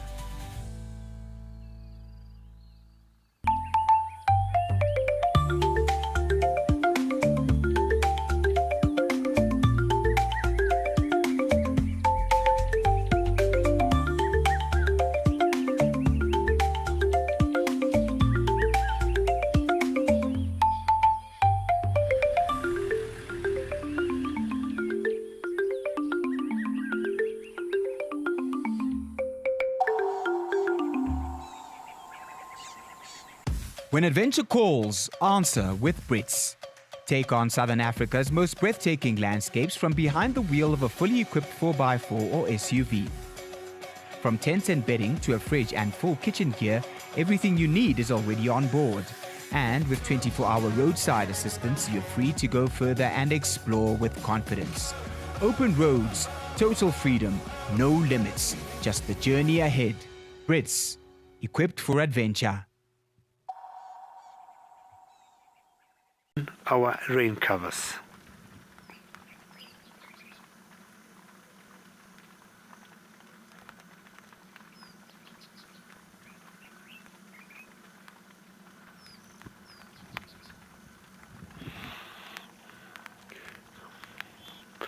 It has started to rain where we are. Initially, I think this is what pushed Brian and Big James out of the drive, because it was pounding there where they were. It was not as bad where we are, but I think the rains they have had, the storm that we showed you earlier, has moved towards the northwest of the Mara.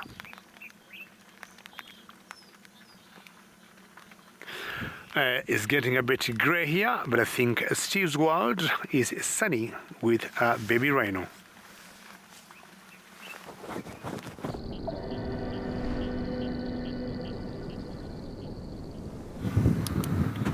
Well, we have some sunshine, but we also go through our periods of rain. Talking to a lot of people around the reserve, we had over 60 mils on Tuesday, which is an enormous amount, but it was all day rain. It wasn't that downpour. It was sort of steady, consistent rain from dawn until dusk. Really magical, and the vegetation has just boomed. 2 weeks ago, you wouldn't have recognized this place. I go for a walk every morning and every evening when I get back to camp. And where I walk there by our camp was completely sand. It was soil the whole way. And so I almost took a photo, found a little square patch and took a photograph to see how the grass came back. I ended up not doing it, and I regret that now, because wow, has the grass returned. Black widow spot, I've never heard of a rhino not developing a horn. I've never heard of it. Uh-oh, what happened? Mama? What happened, Mama?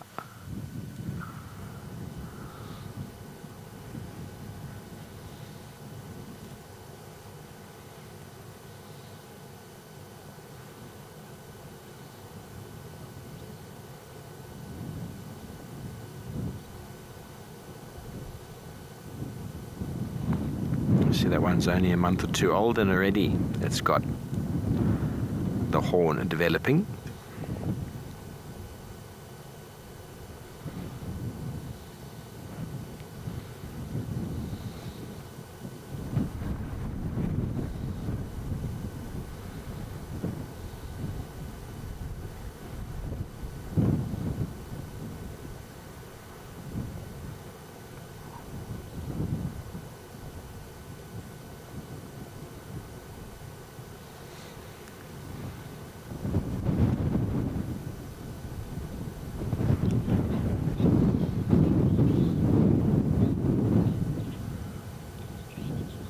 Okay, well, it sounds like Leon's magic hands have paid off.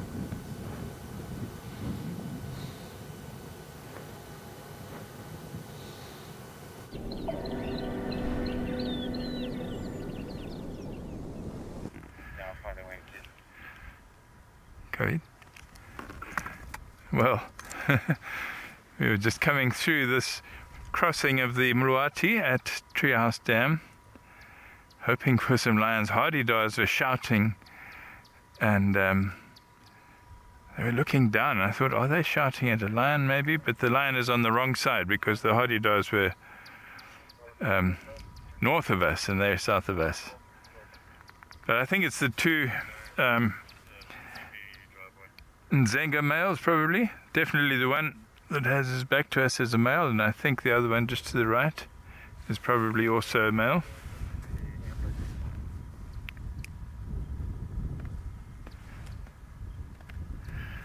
Not the best view, but they are there. Lions are there. They'll probably wake up and move later, but we won't spend long here.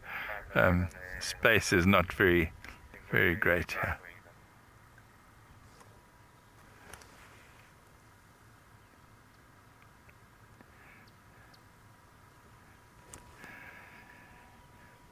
We talk a lot about the Nzenga males because we see them a lot now in the northern part of the Sabi Sand.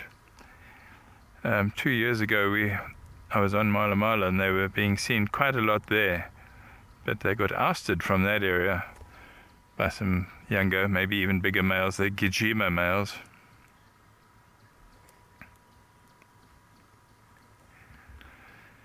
Faith, yes, it does seem to be the case for now. Not just Little Gowrie, most of the northern Sabi Sand. Oh, there's a head up. That's better.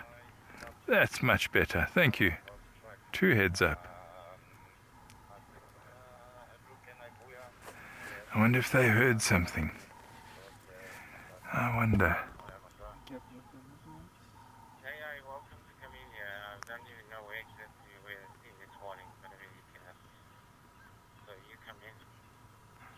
Ah. Back to sleep. It's still full-bellied.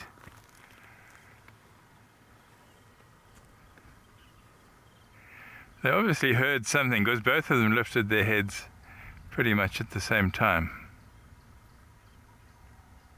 Yeah, there was a new driveway confirmed where they were seen this morning. I also don't know. I was unaware.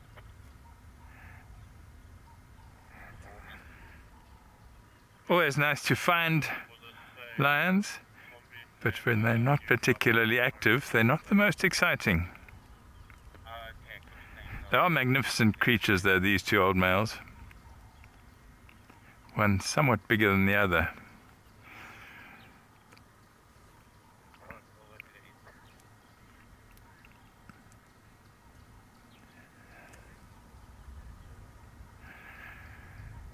Well, butterfly, best you don't, I'd say. Best you don't run into them alone in the bush. They'd probably get a big fright. They generally do if we stumble upon them on foot. They'd get a big fright. They might show a bit of aggression if it's too close. But yeah, I don't blame you for not wanting to run into them in the bush. Yeah, I guess I'm a pretty bad but fairly keen golfer, so I get quite good at estimating distances. I would say these are probably 85, 90 meters from us.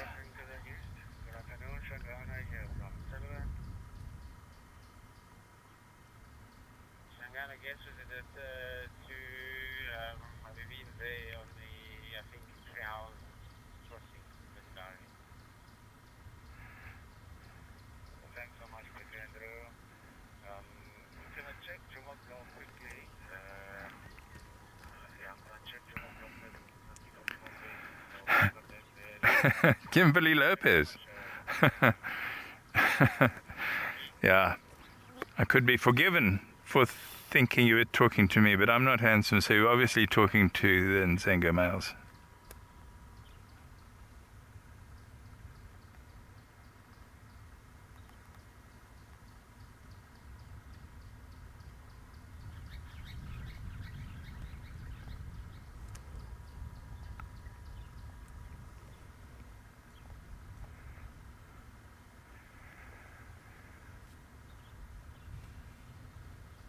Flat, flat, flat cat. I wonder if the lionesses might be nearby. There's a funny feeling that there's one that's got new cubs. Maybe the one that we saw happen upon Tortoise Pan, the leopard, and Tlalamba when they were having their little romantic session. A lioness happened upon them from not far from here. So we will go and work that little area a bit more.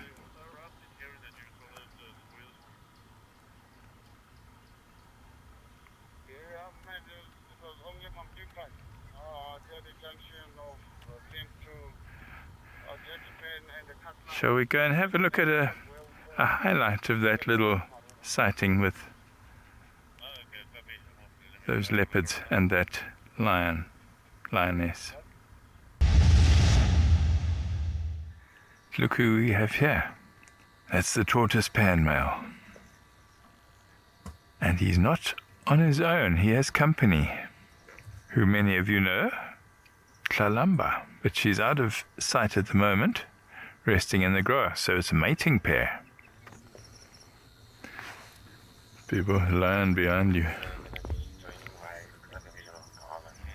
You never know what's going to happen.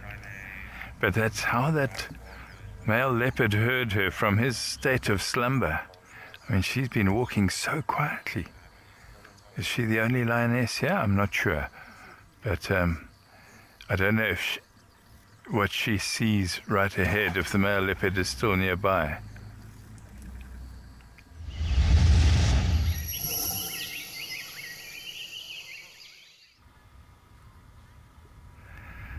Yeah, that was quite a moment. A little frustrating because we'd been hoping to see a bit of courtship or a bit of mating activity between those two leopards.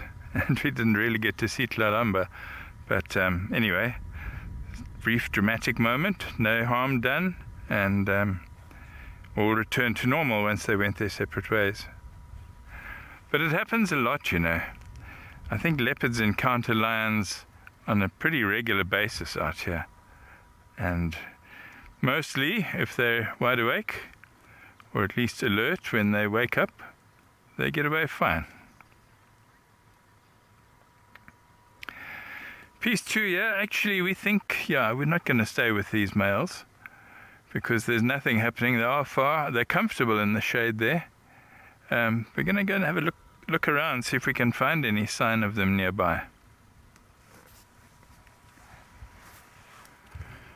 So, let's do that. Good people.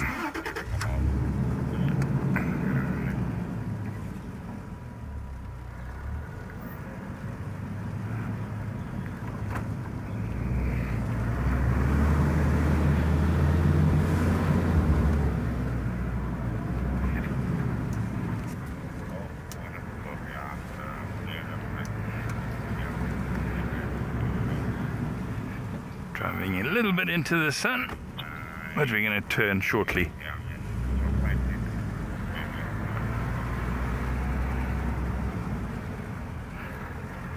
Oh, the shade feels good.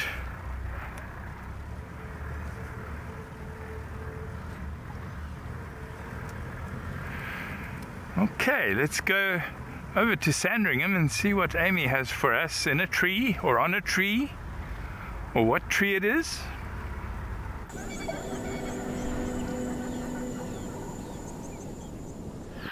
Investigating a tree, and this is a rather beautiful one, but it caught my attention because as we were driving past, this particular part of it and over here you can see has been worn down, and that is at this height definitely from elephants. There are a few other animals that love a good scrub on a tree or a dead log, particularly buffaloes, rhino, even warthogs low down, but up here we are considering that this is made by an elephant. In fact, we know it is. And they have used this particular point many, many times because of the wear and tear. So if you have a look along here, do you see how smooth that is?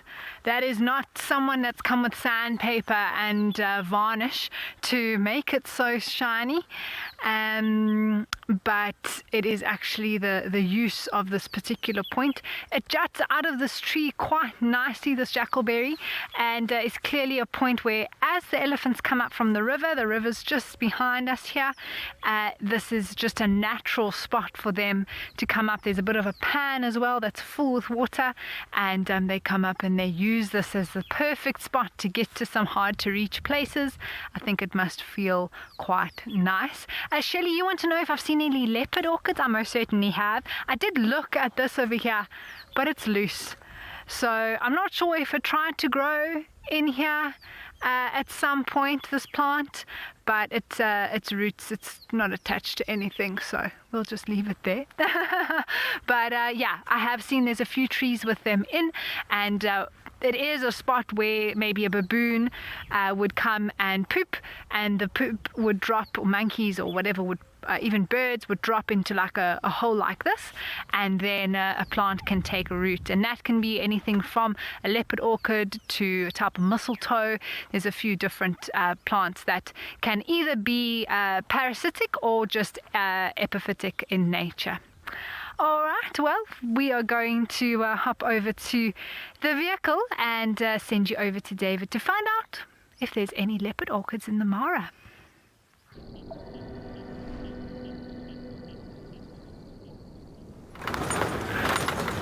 Amy, I would be very happy to see a leopard, and it's about maybe 10 days ago when we saw a leopard with Eric, and that was one of. I mean, there used to be a particular female leopardess that used to live very, very close to Governor's Camp, and another camp called Little Governors, and her name was Romy. Not sure where she is currently, but before she went missing, she left 2 cubs behind, a boy and a girl. And the other day we saw the girl, and I was with Eric, and we felt very thrilled. We felt very blessed and very happy to have seen a leopardess, or a leopard. In this case, if it was a boy, but to me she was very small, and she must have been a girl. And that was Romy's daughter. Now the rains have started where we are, and you can see from my windshield, and that could be the reason why I'm seeing some elephants in front of me who are leaving the marsh area, going to higher grounds.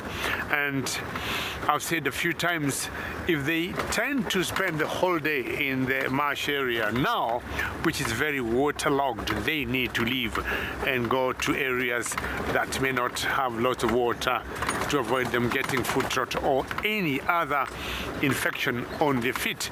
And I'm thinking it could be a good idea to see elephants in the rain. What do you think, Rick? You want to keep going or stop there? Yeah. So Apo is Swahili words that means there, right there. So we got some Ellis on. And for anybody who might have missed that leopardess I was talking about, please do take a look. We got a leopardess here, and you can see her just disappearing in the grass. She looks very skittish, very shy, and sooner or later she's going to be disappearing in the grass. And that is a leopardess that I've not seen here. I think this possibly could be a daughter of a leopardess that we used to call Romy around this area.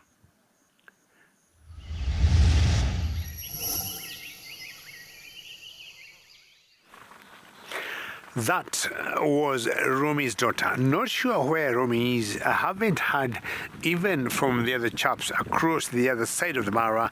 I'm talking about the Mara Triangle, if Romy has been seen in the recent months. But we still have her son and daughter who once in a while we bump into. I was with another camera girl called Wendy, and we saw Romy's son sometimes early this year.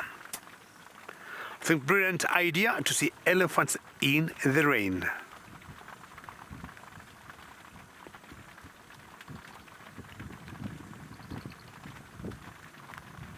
The intensity is peaking, but I would still say so far so good. And it is not so far so good for Brian and Big James, because where they are now, from where I am, you cannot even see anything.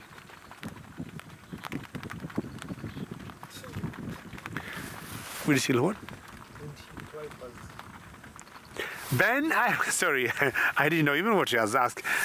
Ben, that's very interesting, and you're wondering why my car doesn't have windshield wipers. I rarely use them because when it rains is only when we use them.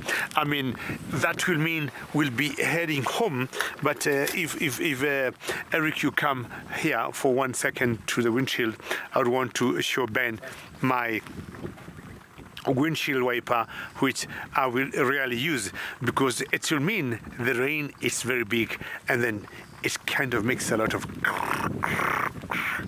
That's my windshield wiper there, Ben, which I will rarely use because I'll always want, if the rain, you can see how it looks like if it rains heavily, then I will be going back to the animals. For now, we won't go back to have a look at those elephants. Which one do you want, those ones or those ones?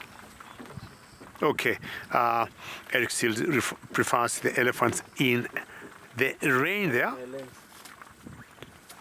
So he may need to wipe his lens a bit because we're getting a lot of moisture coming in through the sides of our vehicle. And hopefully you can hear the rain, how it's pounding us. But so far, so good. We're still bracing it until we are going to put our hands up and surrender, just like Brian and Big James.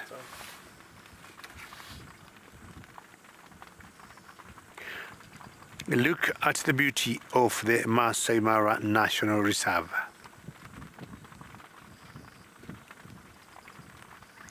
Plains, the savannah, one of the most important habitats here, where you can look and see all the way to the horizon without any visual pollution. If anything, your beautiful visuals will be interrupted by alleys or a tree here and there, or like the lions we were watching earlier.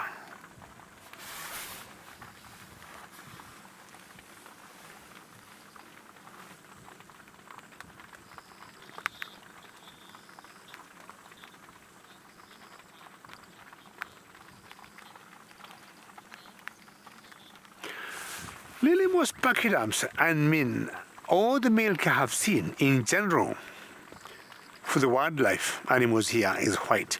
The only milk that I've not seen looking very white from a camel and from a goat, and more so from the camel. But as far as I'm concerned, most pachyderms, I'll also be asking Amy and Steve, Leon and Brian maybe tomorrow to tell me if they have seen anything different. And there is one particular guy called Eric, who is with me on camera, who told me his grandfather used to milk buffaloes. That's one story that I have not believed, I have not bought, and he's just laughing. But the very first time we met with Eric, I'm not sure he wanted to impress me or anything, or rather he wanted to lead me to milking a buffalo we had seen. He kept saying his father used to milk buffaloes. Not sure that has happened anywhere in Africa, maybe outside East Africa. But as far as I'm concerned, in Kenya, nobody has milked buffaloes except Eric's grandfather.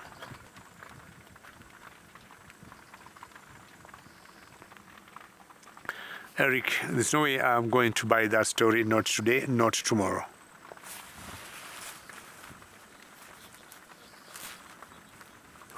Maybe if he is going to call that Mama's Milk, as the director of the drive, Nadine, is saying, that I will buy, because the first thing I told Eric when we met was about Mama's drink. So if you talk about, it as Mama's Milk, then that I will agree and buy. But not milking. He's just laughing and thinking, well, maybe I pulled your leg.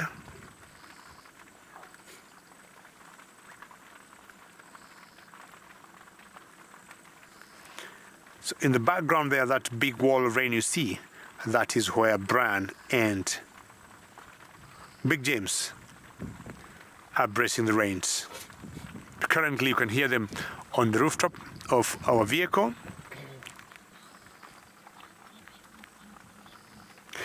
Melanistic marble, I think calcium does make it white, and most milk, why we'll have any youngster from the animals to human beings taking it, is because of the calcium in it. And I would agree.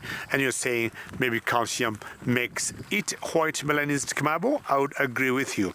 Now, melanistic marble, looking at those elephants from a distance, you can see they got two different colors. The lower shade is much darker. It's because they coming from the marsh area. Now I'll keep going just to make sure we don't also get bitten by the rains, because we need to be out here again tomorrow morning. Let's go do some bit of badding with Emmy.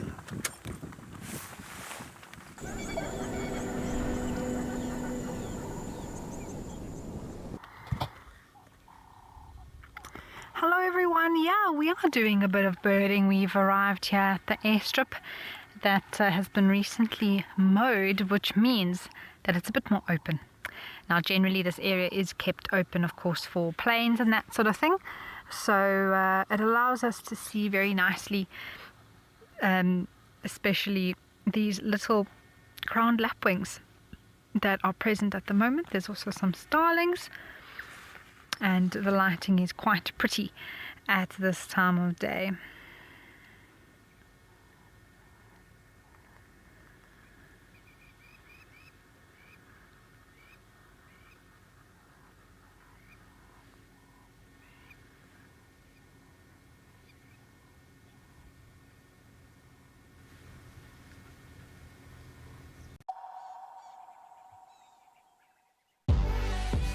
When nature calls, Maui is the only answer.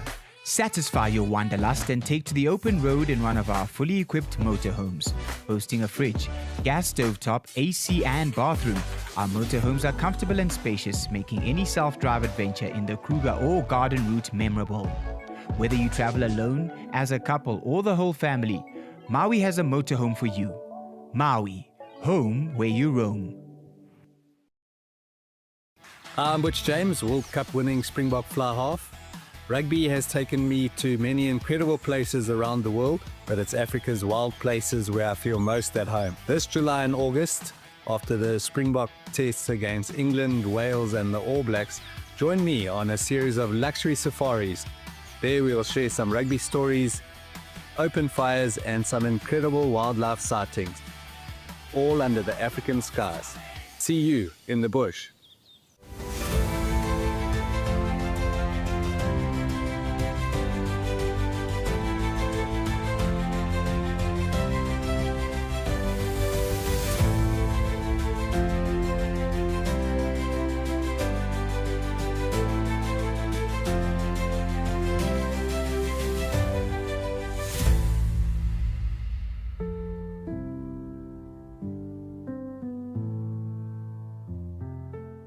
At Wild Earth, we believe every story has the power to create change.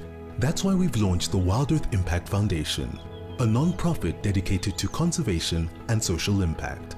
By showcasing conservation stories, we can change lives, protect nature, and empower communities.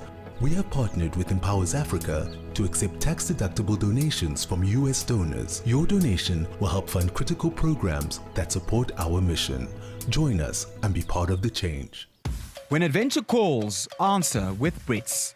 Take on Southern Africa's most breathtaking landscapes from behind the wheel of a fully equipped 4x4 or SUV. From tents and bedding to a fridge and full kitchen gear, everything you need is already on board. And with 24-hour roadside assistance, you're free to go further and explore with confidence. Open roads, total freedom, no limits, just the journey ahead.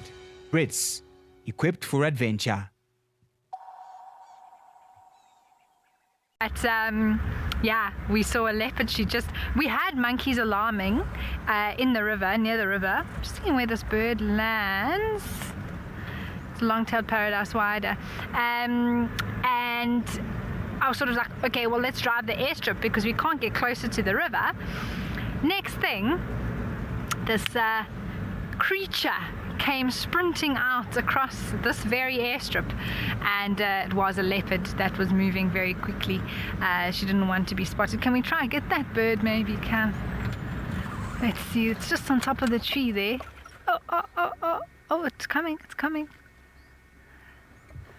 It's actually flying right across in front of us, everyone. I'm sorry, it's not gonna happen. It came right in front of us and then it disappeared. Anyway, yeah, the leopard ran across. We managed to off-road quickly across the airstrip, get a view of her, and yeah, had a look at her, which was really cool. And I think we confirmed that it was the same one that I had for the first leopard that we ever saw, which wasn't too far from here, very much the same area. So it makes sense that then that was basically where we had been seeing leopards quite regularly for quite some time. So yeah. Okay, well, speaking of that highlight, let's send you over to that right now. Oh, what's running there? What's running there? Is that a leopard? Oh my word! That's what the monkeys were alarming at. What? There it is. Oh! What?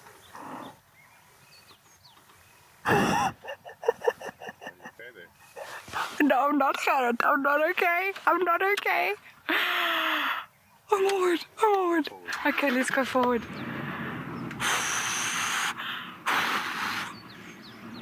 It's moving off into the thickets there, everybody. There she goes. Gemma T. Oh, I can't believe it. There she goes. There she goes.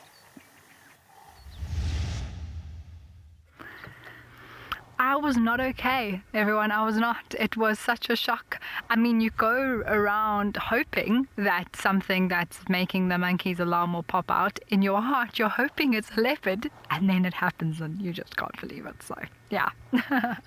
We have stopped here near Hammerkop Nest. It's just in the background there, and there's a whole little family that's hanging out here. We might hear the call of a few of them around as well. I think there are some youngsters. There's about 4 or 5 at least. I can only see 2 right now, but there is a Hammerkop nest right here. Okay, well, sounds like Brian is out and about in the rain, so let's send you over to him now.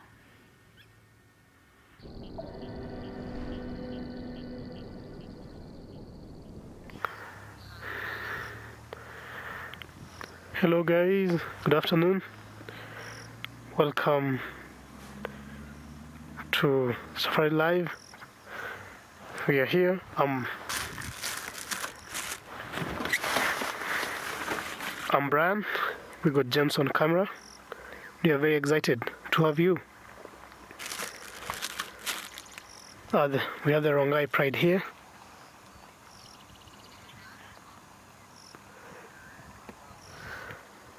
They're just they're out. They were following a buffalo, but the buffalo is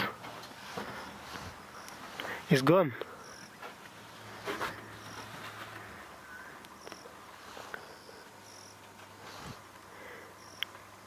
The buffalo is gone over the ridge.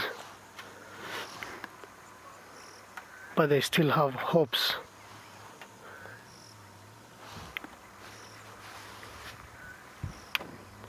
There's the buffalo. You can see there.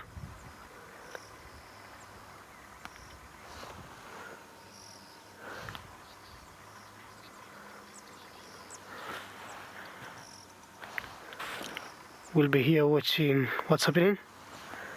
But in the meantime, let's get to David.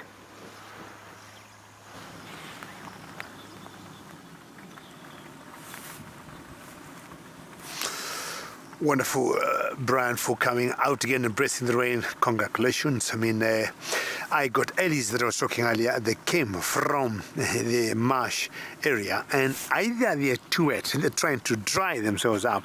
They're just all doing mud wallowing. I mean, what a moment for these Ellis, both big, small, young, and old, and just picking mud, throwing on their bodies. See that one there? This is what the joy of the rain. It has been very dry here, and I would say the animals looked a bit frustrated, but it was tough for everyone, I mean, including the elephants. And this behavior to me is partly a celebration of the rains that have come, because we have seen many times, like Steve, like saying, there's one young calf there, I'm not sure you saw it, Eric, that, you know, water is the currency of life. And you can see the joy of this Ellis. Don't poop in the water. Using the same water let you know. And wow, that's elephants for you. But the good news are the water is flowing, and for that reason, anything that will have landed there will just... You've got the one on the left, Eric. There. And there's one calf that's not allowing the mother to be involved in this sort of gym and mud bathing. She just wants to suck.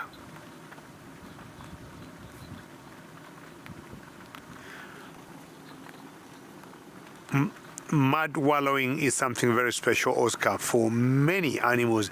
But as you say, for the elephant, they do it the correct way. Unlike the buffaloes and rhinos, sometimes you see them doing the same. Mud wallowing by the elephant is the best way that it should be done. Now, Oscar, look at the different colors on those elephants that I was talking before. Look at the baby completely covered by mud, but it's not from this mud here. It's from the marsh area or the marsh swamp where they're coming from. You might break your leg. Look at the gymnastics, the theatrics of this particular. Make sure you don't sprain any of your cartilages or your ligaments. And Nadine, directing the show today, she is telling me a lot of good things, and she's saying, well, if I like dancing, and I'm sure she knows I like dancing, maybe that particular Ellie is coming up with a new style for me, and I think I have learned something from that elephant. In terms of dancing style, definitely not today, because I need to go practice, most likely tomorrow or the day after. Eric, you can remind me, if not tomorrow, then on Tuesday.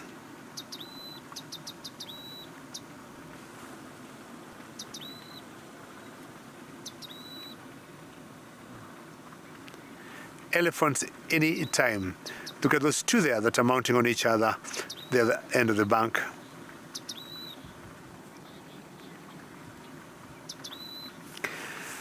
Sarah, a big jumbo, and how is UK? How is your weather, Sarah? Because Sarah, I want Eric to show you something. I want Eric to show you maybe the camp you stayed in a couple of years back. And it's the very same Sarah I know from the UK. You stayed in Governor's Camp some years back. So I'm less than a kilometer away from Governor's Camp, and that's where you stayed. Of course, that's the workshop area. Sarah, that was not your tent, and the radio mast there for communication. That is Governor's Camp, and not once we get Ellies coming through the camp day and night as we go back to our elephants, Eric. And we have game rangers, not sure whether you can remember, Sarah, and guards who will always be out. They are, of course, armed not to kill anybody or the animals. They'll always let us know when to move and when to stay in the camp. Now, this morning when we were coming out for the drive, we were stuck in our tent for about 10 minutes because the elephants all over. These elephants are going to continue enjoying the seasonal river here, mud wallowing, and I'm going to spend with them another few more minutes as we find out Lion's Brian eyeing some toppies.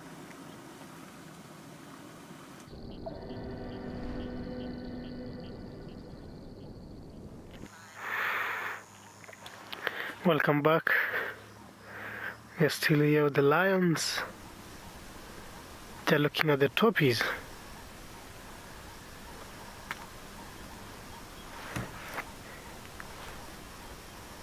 Toppies.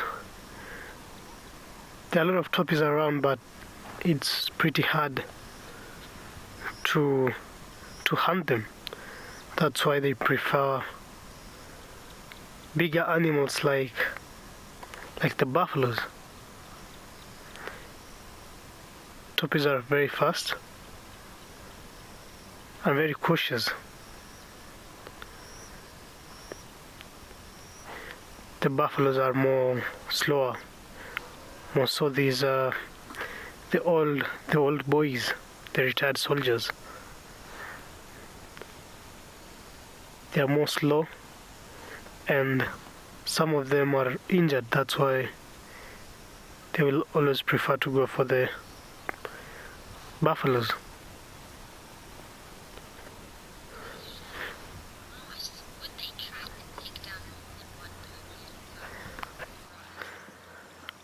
Rows, if they get a good opportunity, they will not hesitate.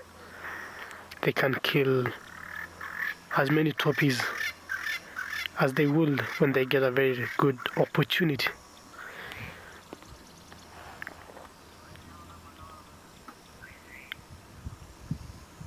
For example, when toppies are crossing and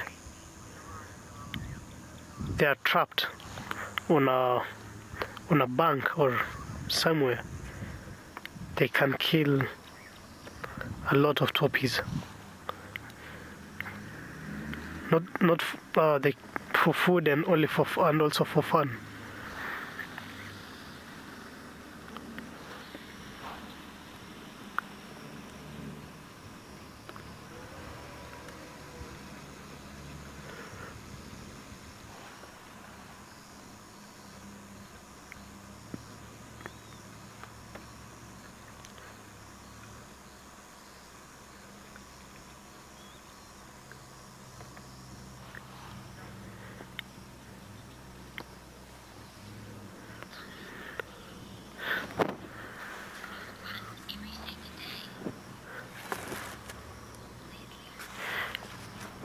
Leslie, the Rongai pride are very many lands, so a prey is not very. It's not enough for them.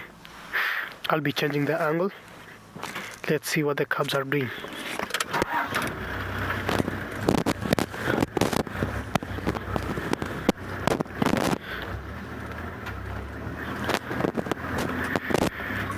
The cubs are not very far from the mothers. They're very curious looking at the toppies there.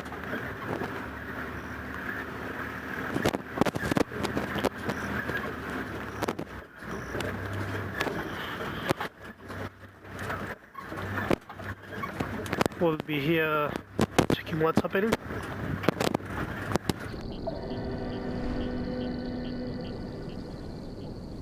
Back. Got some fulvous ducks just landed over here. Many people think Egyptian geese, and then the Egyptian geese have just told them to get lost.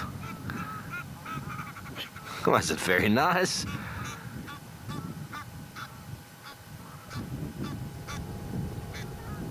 At a first glance, the fulvous duck can look like an Egyptian goose, but the grey and white head sound quite different, but the Egyptian goose just said very politely, "Go away, this is our water hole." Yeah, Morgan knows exactly what they said.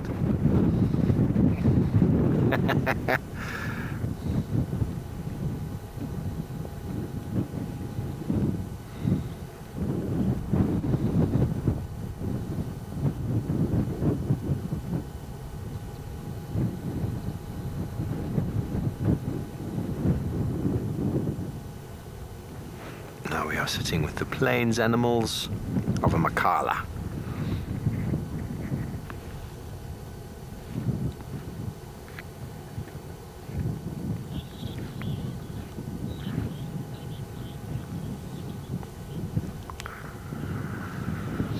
If you know, the warm weather plays a role. Food is one of the major roles. Food and warm weather. So some of them migrate to breed on the other side, and they do so that there's a lot of food available for the breeding. Breeding obviously requires enormous amounts of food sources. So some birds migrate for food and breeding, and the warm weather plays a part. The warm weather obviously is often key in the actual season. You know, we don't know of many places in the world where you find abundance in the cold. So the abundance comes with the warm weather. But is it the warm weather they're looking for? I mean, it's possible that there's an element to that, but it's kind of where the food flows. But cold weather and the changing in temperatures can be one of the reasons why birds start to migrate. But at the same time, the cold weather also initiates the lessening of availability of food. So then means it's time to start moving. And then we see many birds that stay in the winter, and others that leave. Both have their advantages and disadvantages, but migrating is an enormous challenge, and there's a lot of individuals that don't make it, especially the younger generation.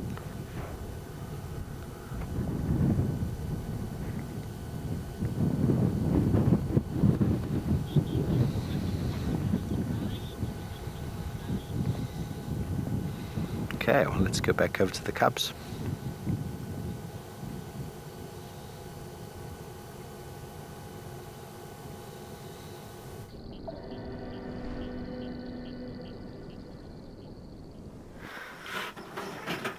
Welcome back, guys. We're still here with our lions.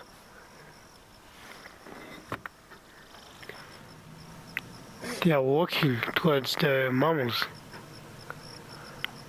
I can see 5 males, 5 young males here, and 4 females. This will be a very nice and a very good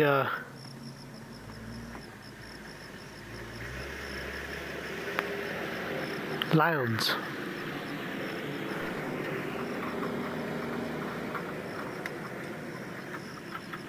Five males will be very great to have them as a collision here.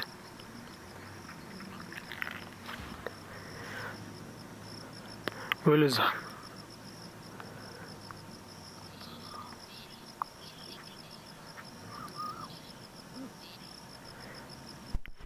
then definitely they will form a collision.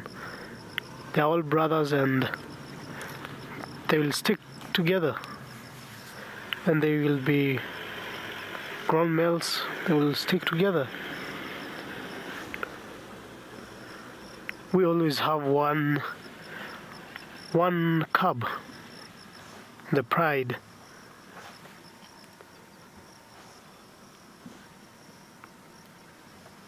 He or she is always very small from the other subs.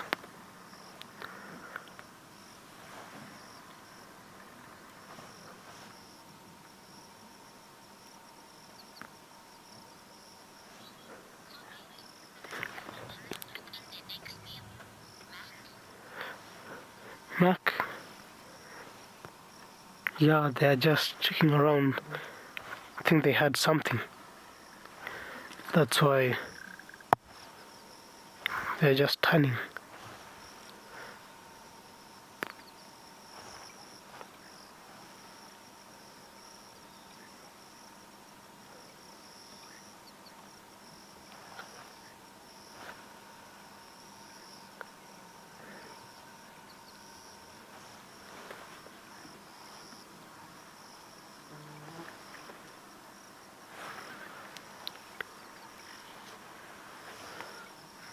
Boy's just looking behind.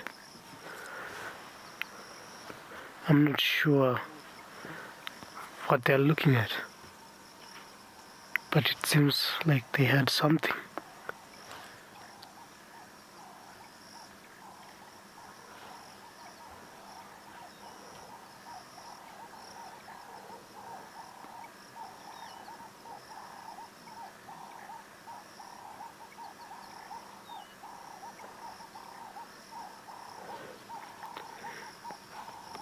The ambience is very calm.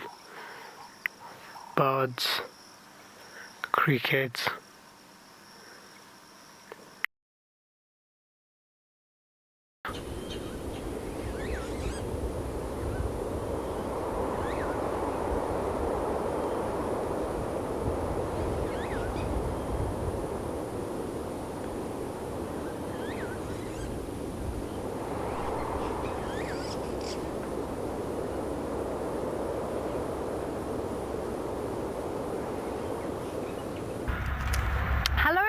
So sorry that we lost Brian there. I'm sure we'll have him back as soon as we can.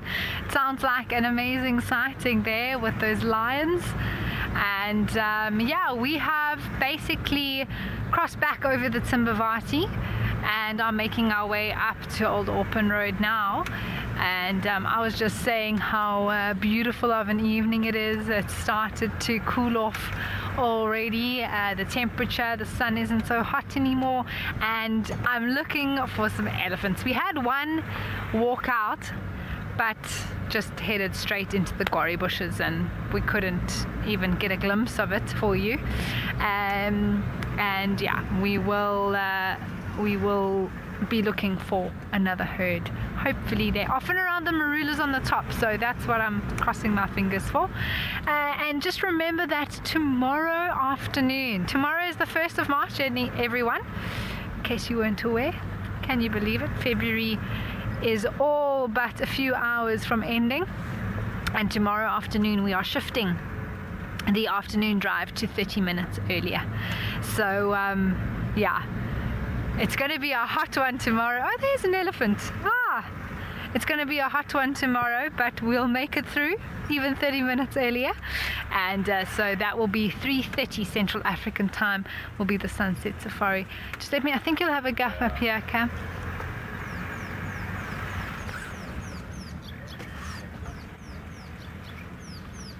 I can reverse.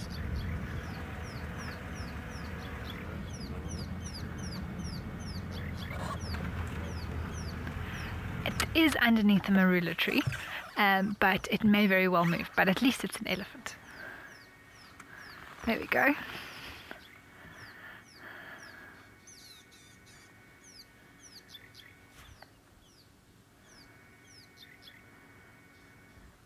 Sometimes they actually loop around and come back, so I'm hoping this elephant does that, or it just walks across the plain and heads to the next marula tree. Sometimes we've been lucky to actually see them give it a shake. We've actually had a few sightings of that here recently, where the elephant has gone up to the marula tree. There was a bull that did it the other day. Oh, it was magnificent, and he just shook it, and all the marulas came falling down. So it really it enjoyed that, and it just goes to show their strength. We can't see that elephant anymore, everyone. I'm going to go forward, and we shall see if there's another gap. But there may also be more up ahead, so I'm not losing hope just yet.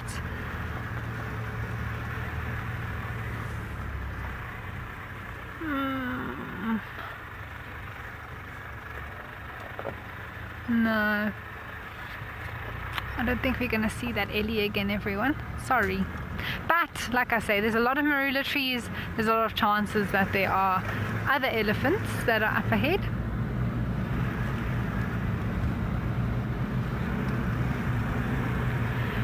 Yeah, I mean, even just a glimpse of an Ellie, better than nothing. Okay, we have Brian back, so we're going to send you over there.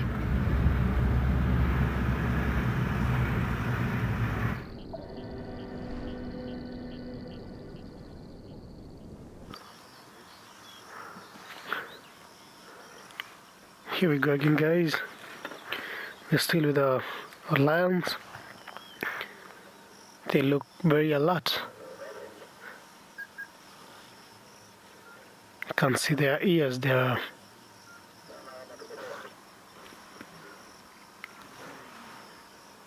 very alert.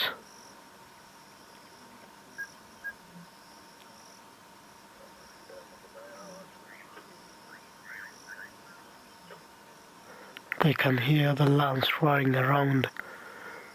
That's why they are very alert.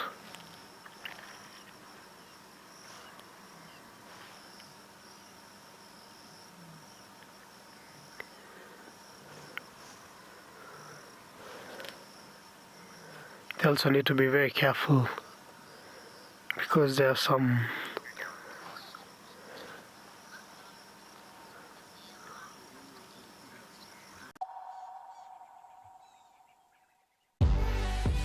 When nature calls, Maui is the only answer. Satisfy your wanderlust and take to the open road in one of our fully equipped motorhomes.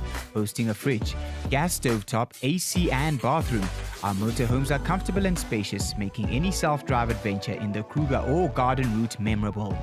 Whether you travel alone, as a couple or the whole family, Maui has a motorhome for you. Maui, home where you roam. I'm Butch James, World Cup winning Springbok fly half. Rugby has taken me to many incredible places around the world, but it's Africa's wild places where I feel most at home. This July and August, after the Springbok tests against England, Wales and the All Blacks, join me on a series of luxury safaris. There we will share some rugby stories, open fires and some incredible wildlife sightings, all under the African skies. See you in the bush.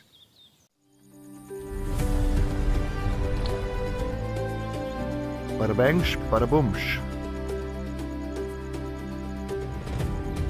Oh, she's going to run after impalas. She's running after impalas. All right, everybody, that is our cue.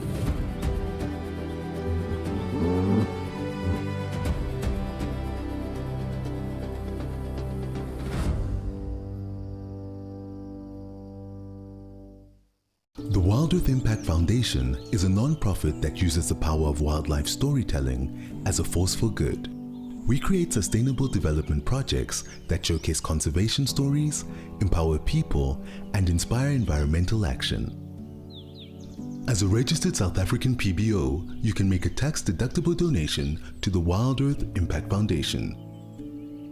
To find out more, visit our website. When adventure calls, answer with Brits. Take on Southern Africa's most breathtaking landscapes from behind the wheel of a fully equipped 4x4 or SUV. From tents and bedding to a fridge and full kitchen gear, everything you need is already on board. And with 24-hour roadside assistance, you're free to go further and explore with confidence. Open roads, total freedom, no limits, just the journey ahead. Brits, equipped for adventure. She is now the matriarch. They also need to be very careful because there are some intruders who always come here. Mzee Norkinyi, they want to establish another new pride here.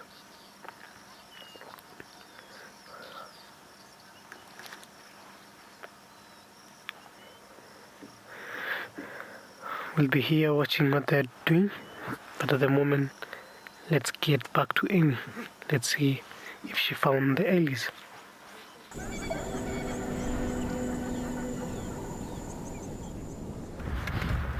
I am. There were no others around, just the one there that was hiding away from us. So there are a few spots along this road where we have seen plenty of elephants, one being just over the hill down towards the other end of the Timbavati River. Especially at this time of day, they do like to sometimes make an appearance, so we'll go have a look and see.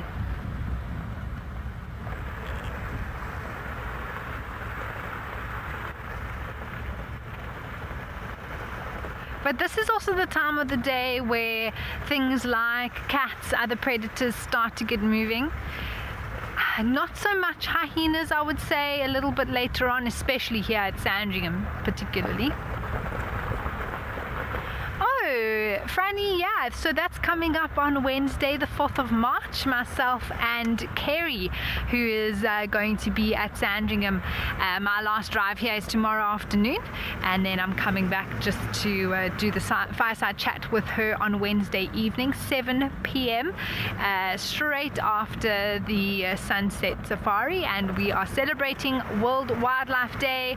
We are focusing on conservation efforts. We are going to be sharing the never before seen footage of Maribe, the male leopard who was victim of a snare, and that whole ordeal which took place. It was 2024, and yeah, deeply moving and quite emotional story, but we do know that it had a positive outcome, as well as chatting about some of the work that Kerry and I have been involved in from a conservation point of view. So it's going to be great. Make sure you don't miss it. That is on Wednesday, the 4th of March, this coming Wednesday at 7 p.m. Central African time.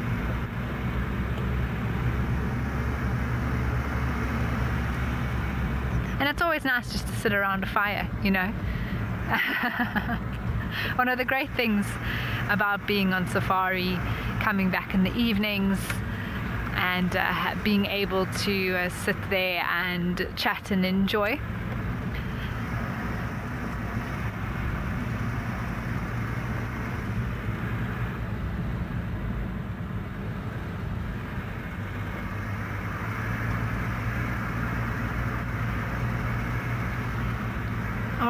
Well, while we continue looking for any signs of elephants, let's send you over to Leon with some cuteness overload.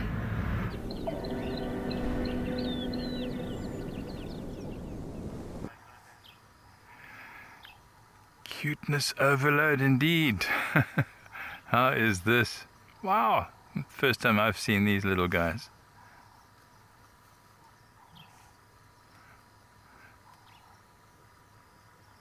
Absolute bundles of joy, aren't they?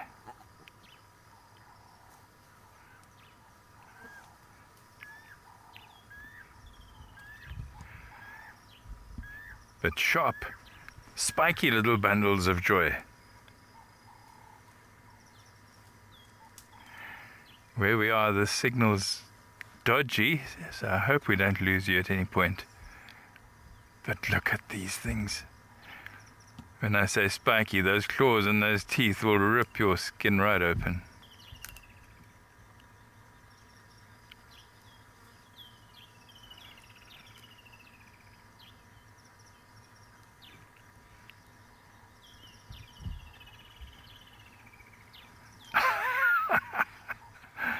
Oh, too clever.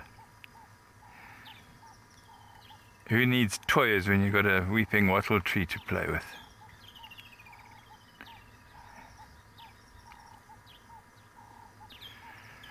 Janine, yes, how special, how special. It's a bit dark without the light now.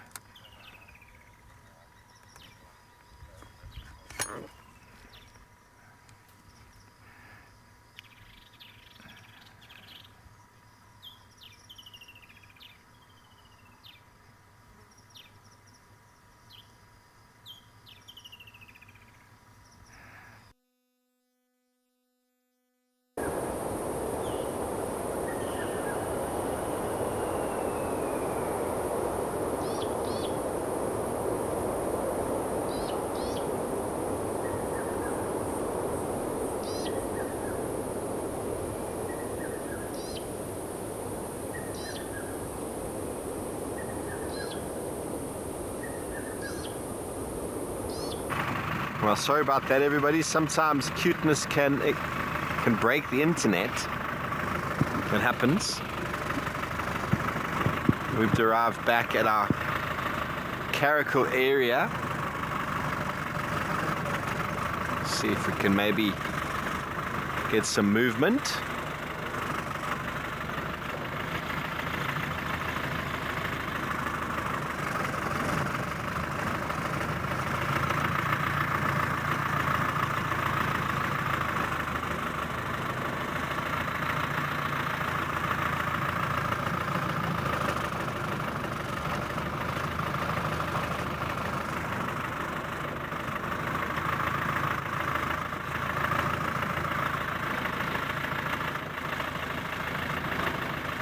Leslie, I'm not sure. I know that when we were away, one of the aardvarks got murdered by lions.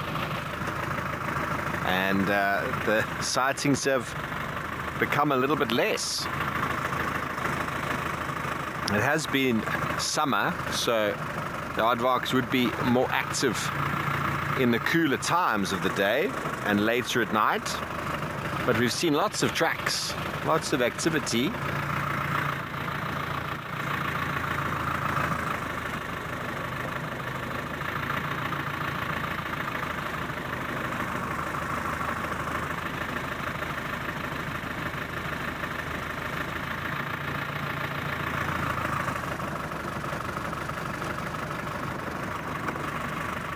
Okay, well, let's send you back to the cuteness.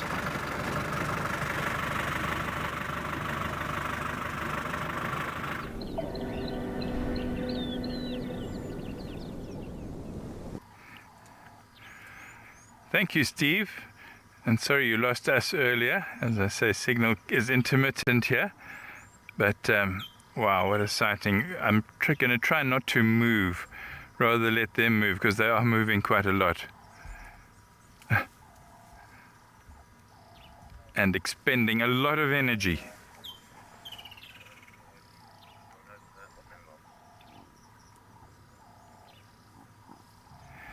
All this play is of course geared to hunting and fighting later on, improving their coordination.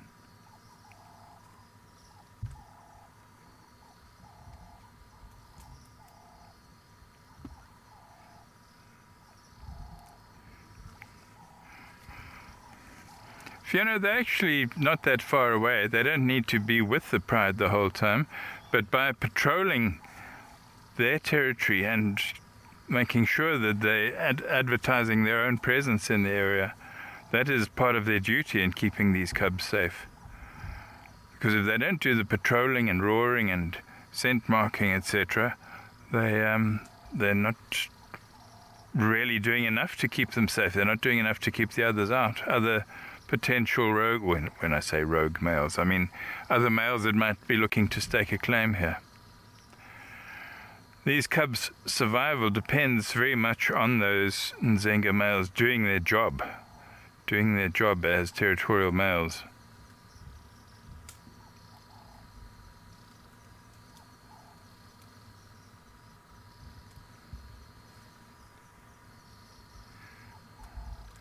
A lot of the activity is directly behind a bush.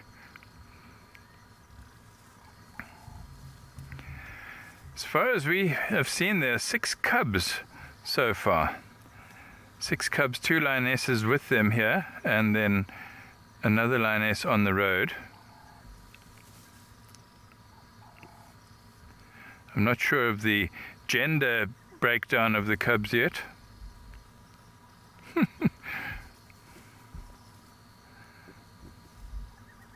Unbelievable amount of playful behavior right now. They're going to burn themselves out.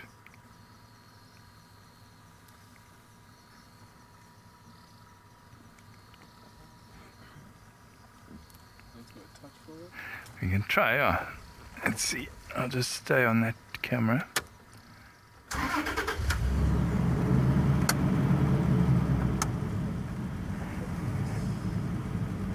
Happy?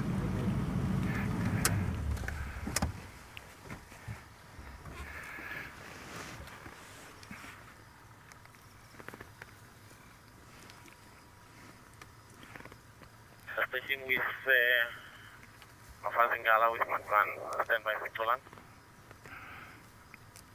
Yeah, go ahead, Tolan.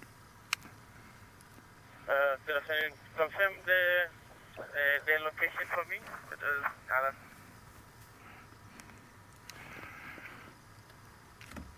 Sorry, I'm just live at the moment. Maybe check with one of the others, but it's that little link road that goes from from Little Gowrie new driveway to Gowrie Main. If you're not sure, maybe just check with one of the others for clarification. But that little link road, they right off that, you won't miss our vehicle from that little link road. Copy. Thank you very much, my operation. Thank you very much. You can join as a second. It's just a little tricky maneuvering in and out, but we can accommodate 2 at the sighting at the moment. Copy that, thanks. Making my way. Which station is going to be replacing me at the sighting when I move out? Wild Earth?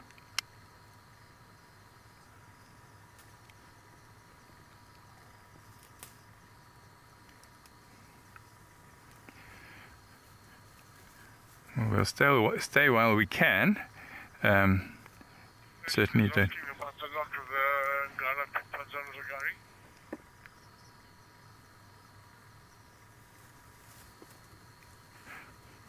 Paulie, I think it was Kolani. I think I did describe, but if you want to speak to him. If you tell him it's the link road between the new and the old driveway, parallel to Gowrie Main, right up to the northern section, you'll know where it is. Copy that. Thank you very much for it. Yeah, I got a mail now. I will send right to the area. Okay, sure.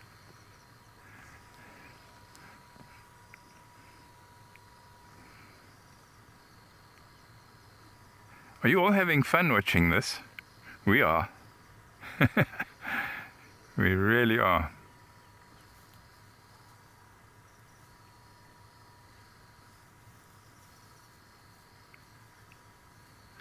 It doesn't get much better. I mean, lion activity, this is the best you can get. Lions hunting is one thing, but cubs playing, like, it's unbelievable, isn't it? This is a real treat. And B-Boy is getting some amazing footage here.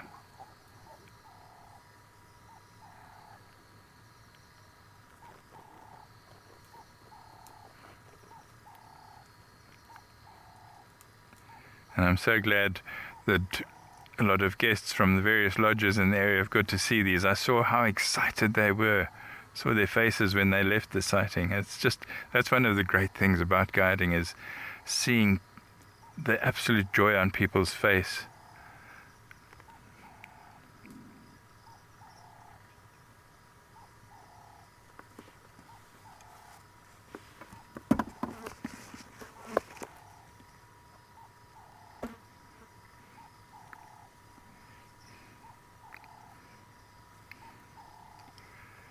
Copied that.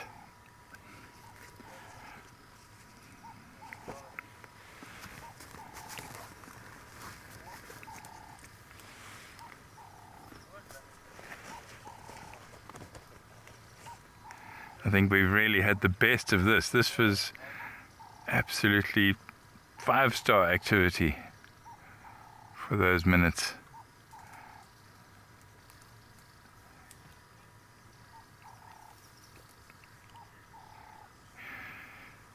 Tommy, yes, they are actually. Leopards are definitely a threat to young cubs like this, if they're left unattended. It doesn't often happen that a lion, in fact, I've never seen a lion cub that had been killed by a leopard.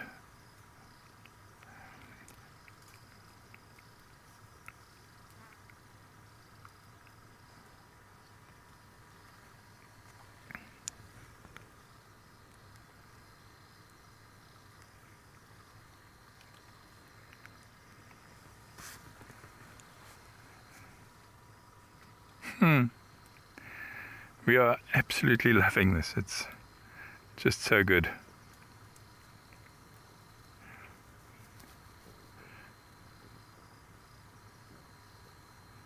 Oh, wow. Look at the ones on the mother to the right there, people. Amazing, hey? Silly Billy, wow, yeah. And even the lioness seems to be enjoying it, with the cubs climbing on her and biting her. Lionesses must be some of the most tolerant creatures of all. Pain, you know, they're, let's say, long-suffering.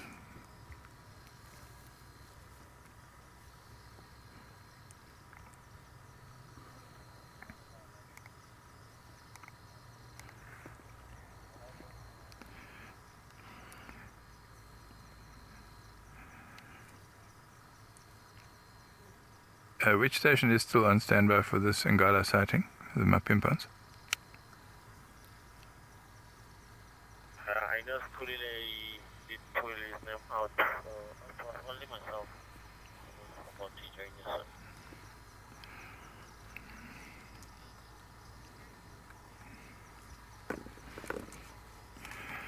We're going to stay a little bit longer while we can. The sun is getting very low, and Sandringham is the most beautiful spot to see a setting sun. So let's do that. Let's do that.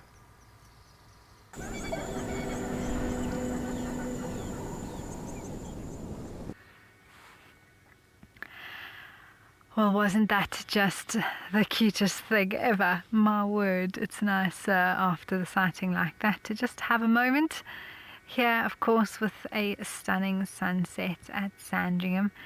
And you can just see a little bit of cloud there affecting the sun. And yeah, it's this lovely sort of pinky peach sky. And very shortly that sun is going to disappear behind the mountain. We did find some elephants, by the way. They are behind some bushes just to the right of us. I'm hoping while we sit here and enjoy the sunset that they do come out, and we can show them to you a little bit later. But I can hear them feeding away.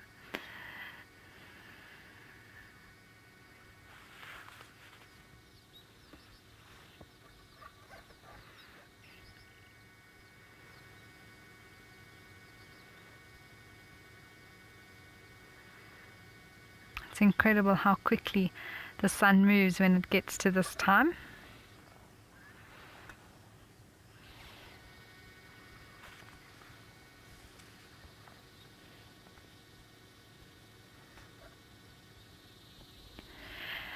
Yeah, thanks, Maureen. I mean, I can't say that we did too much to, you know, make the sunset what it is, but Cameron definitely does his magic to be able to show it to you in all its glory.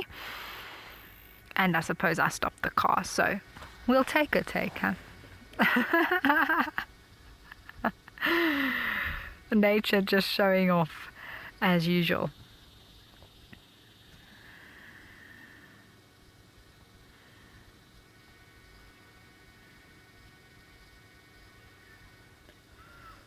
Oh, and there was a fish eagle that just called. I don't know if you heard it, but oof, iconic.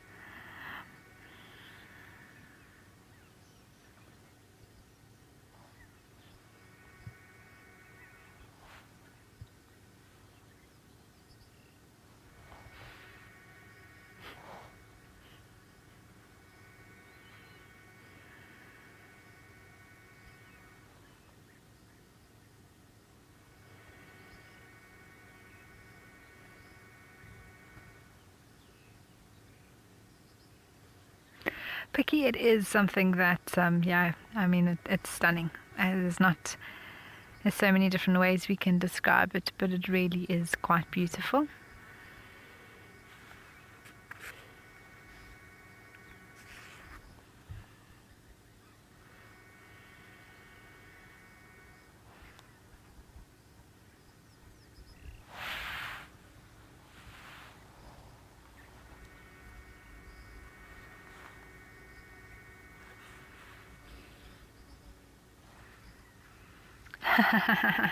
Steve, yeah.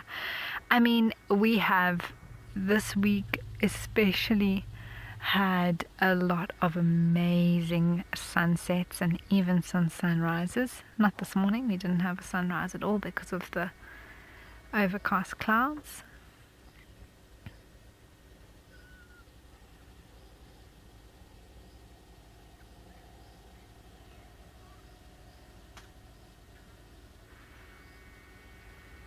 Alright, well, as we enjoy this, let's send you over to those cubs with the milk bar open.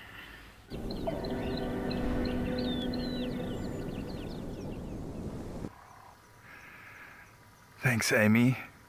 You gave us a chance to move onto a road because the cubs all moved out onto the road. So I'm going to just put my foot on the brake so it doesn't keep doing that. Wow, I wouldn't drink what that cub was just drinking. I can smell that water, it stinks. I can also hear some tree frogs calling, which is a sure sign that rain is not too far away. I would predict within 24 hours, but probably even tonight, although it doesn't look like it. That sound is one of the most reliable indicators of rain very soon. Oh, ho, ho. Rugby time.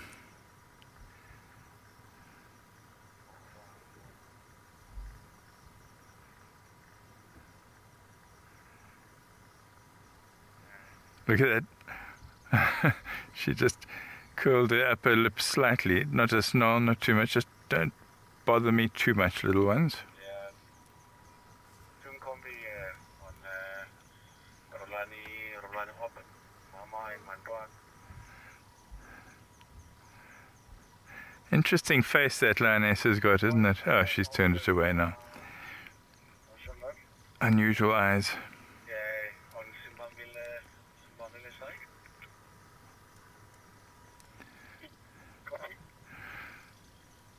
Flo, we're very privileged to be watching it right now. It's so special, isn't it? Absolutely special. Seeing the cubs' playful activity is definitely one of my highlights of this stint so far. Short little stint, full day tomorrow, and that's it.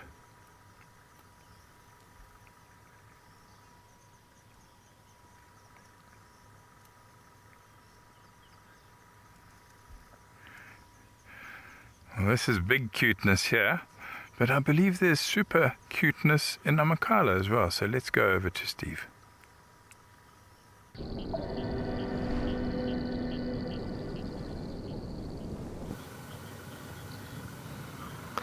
Well, welcome back, everybody. We thought we'd found the newest rhino member to the Amakhala population, but now we've officially found it. Oh, look, it's kicking. Look at this little thing. Don't go behind the bush.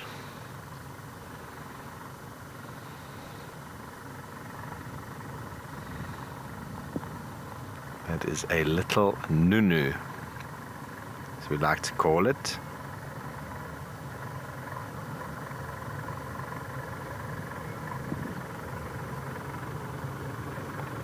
And mama.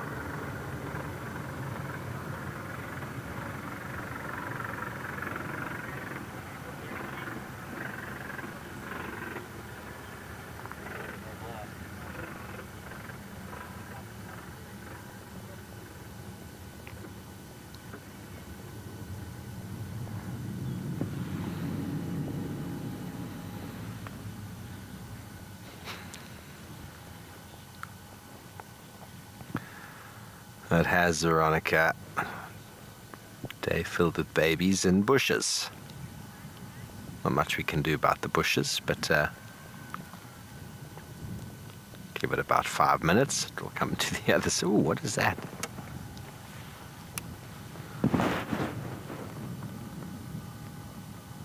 Looks like a swallow. Pearl-breasted swallow.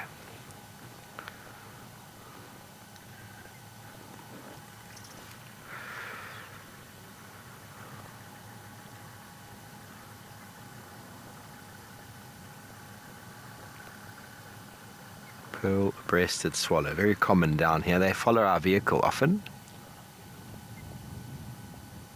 The easiest swallow to identify. They got the completely pearl white belly and throat, and the blue on top. They don't have any of the rufous. All the other swallows have got a bit of rufous on them, except obviously the blue swallow, which is very rare if you find one.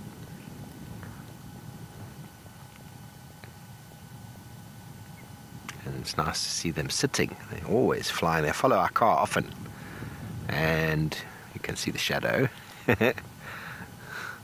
Shadow is approaching. It's hard to say how far away from the bush it is. I almost want to count, but I don't want to overdo it, because she's feeding very slowly on the luscious green grasses. Maybe. The swallow's gone.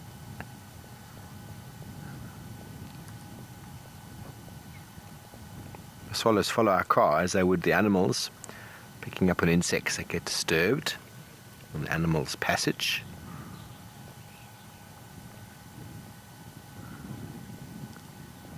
Shelley, no, they don't move a lot when they have babies. Their areas are a lot more confined. Females, they move though. Their home ranges are quite large, and they can vary where they're going to be, but they tend to have areas that are suitable for them, suitable for food, suitable for access to water. They don't have territories like the males do, so they can move. You can find them in different areas.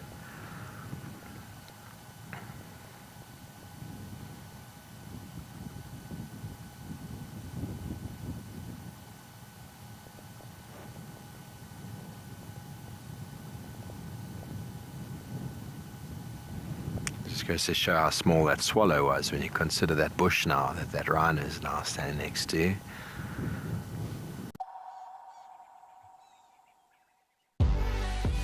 When nature calls, Maui is the only answer.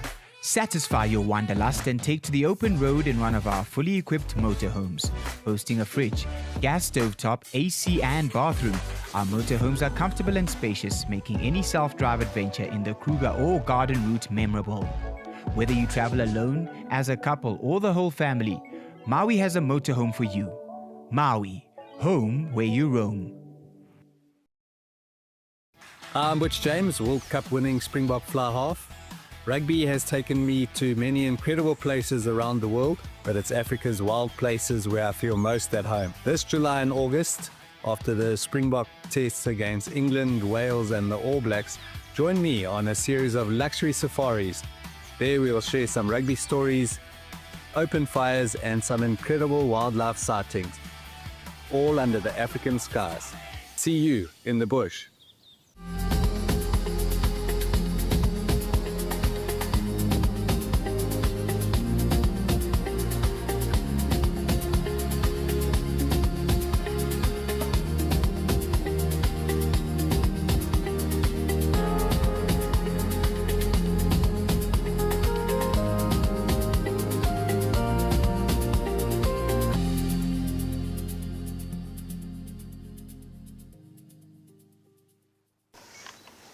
Even a hyena coming into the action as well now. Oh my word! She's stalking the hyena now. Leopard, hyena, lion, all together in one shot. Oh! Whoa! This is action-packed.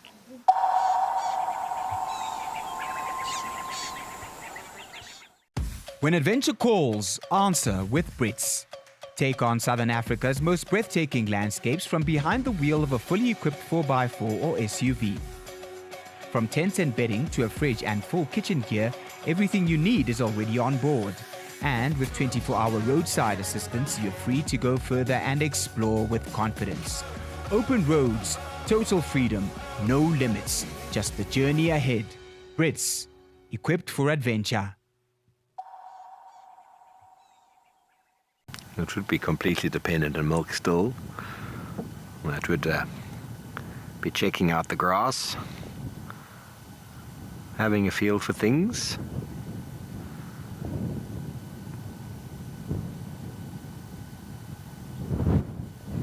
Fantastic stuff. Well, she's going behind the same bush, and you never know how long that's going to take to get to the other side. But Leon is with some more cuteness.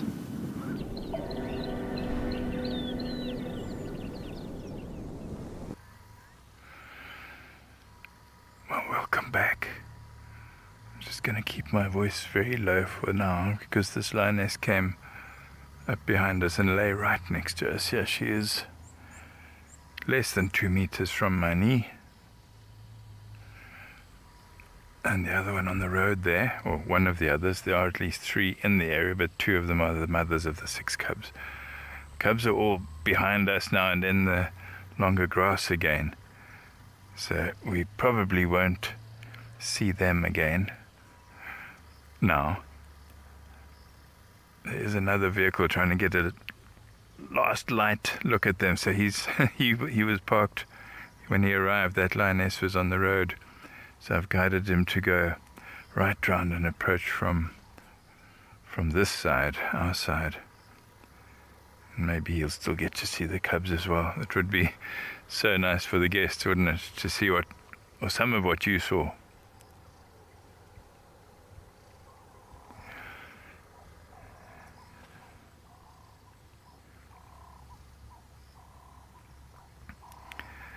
Now, I would never ever drive as close to the lioness that's next to us as this.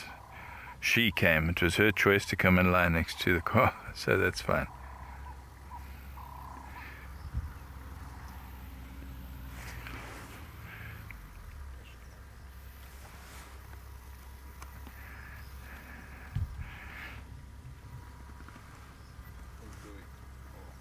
Not going to move just yet. The guy's coming in.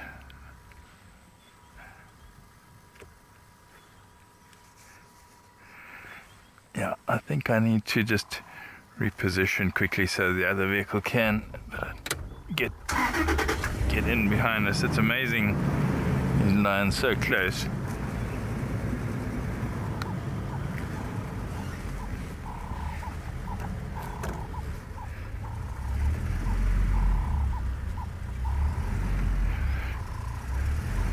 Well, this has been amazing, absolutely amazing. But let's go back to Steve with that super special cuteness. Wow, what a day for babies.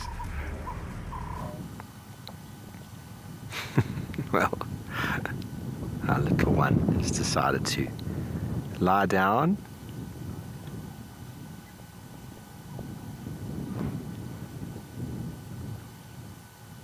That looks like an aardvark. Way too much moving. 3-week-old baby rhino gets its nutrients from mum. She's just going to constantly feed around the baby, allowing it its time to rest. She'll just move in sort of concentric circles nearby.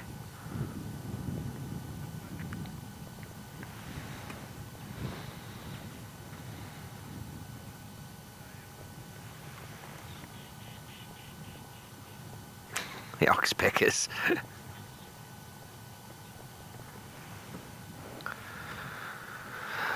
Well, they got little furs, little bits of fur on the body. It's not very prominent though. You can definitely see hair in the ears, but they are mammals. But unlike an elephant that you can actually feel the fur on, I had my first experience being very close up to a rhino in Mabula this last year. And I didn't feel any hair. I didn't see any hair on the body, obviously just in the ear. Oh my goodness. Oxpeckers, there's probably no ticks on this little fellow now. It's like, Mom, what are these things sitting on my back? You'll get used to it, son. Oh, boy, bathroom break.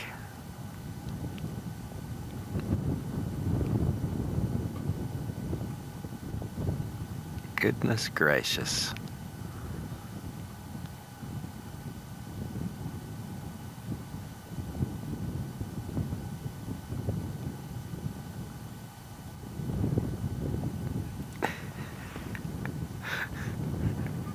Birds have no boundaries, eh?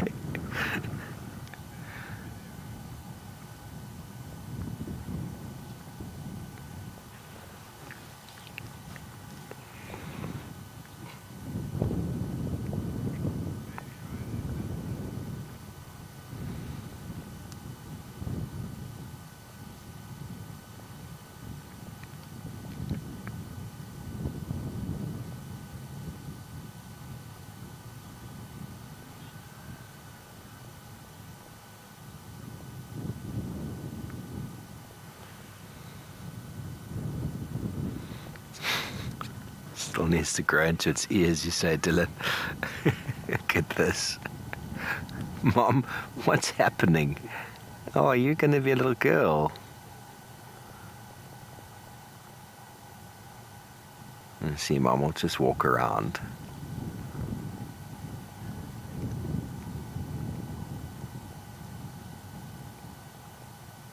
Get off me.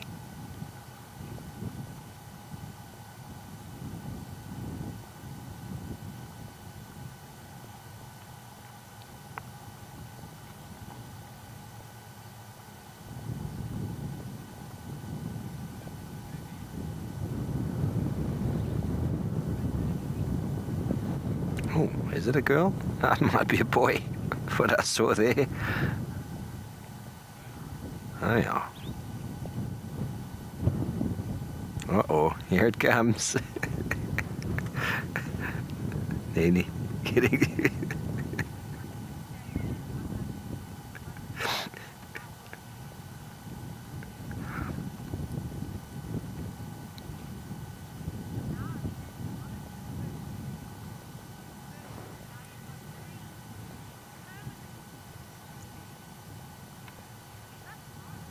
Just wants to sleep.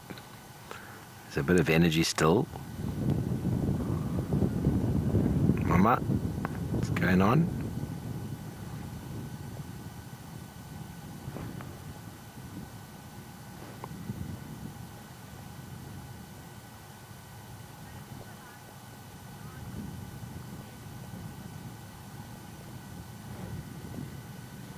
Yes, go for the geese. Go for the geese. Go chase them. Right there, Nora. Right there. They'll just chase the geese. Go for it. They'll just sleep right there. They often tend to find nice sandy spots. Roads are a common feature. Here it comes. Here comes the zoomies.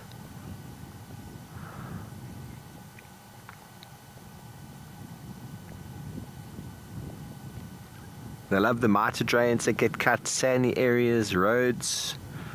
Out in the open in places like that where the little youngster was seemed like a little sandy patch. It's possible that it was trying to lie down in a little bit of sand. I do like soft sandy areas, riverbeds.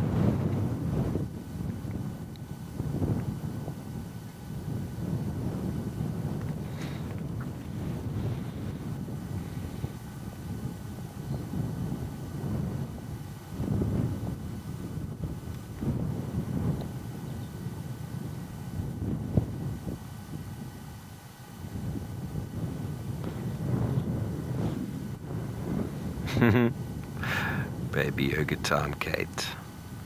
Indeed.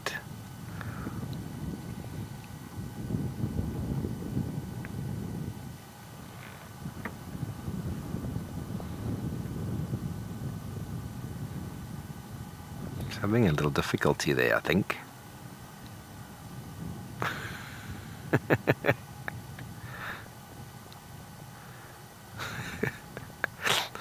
I'm not actually sure what's happening. The tail is normally an indication that there's some elimination trying to happen.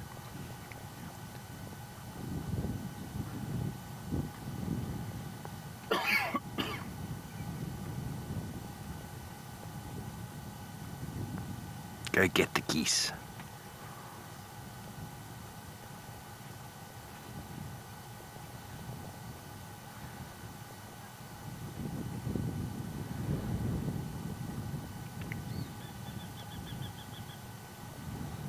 No, everybody, we're so blessed to be able to spend time with these sort of sightings, and it's comical and it's beautiful, but the reality is you know, there's a challenge in rhino conservation, and will some of our children, grandkids get to see rhinos in the wild? You know, from a conservation point of view, it's imperative that this process continues. These animals are cared for. These animals are brought into the world and looked after.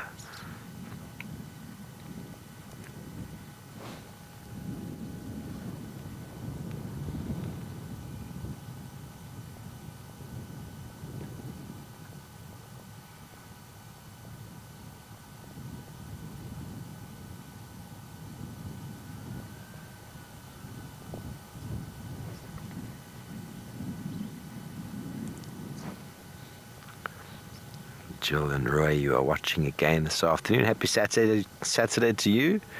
One of your best sightings on Wild Earth. And it's not a honey badger.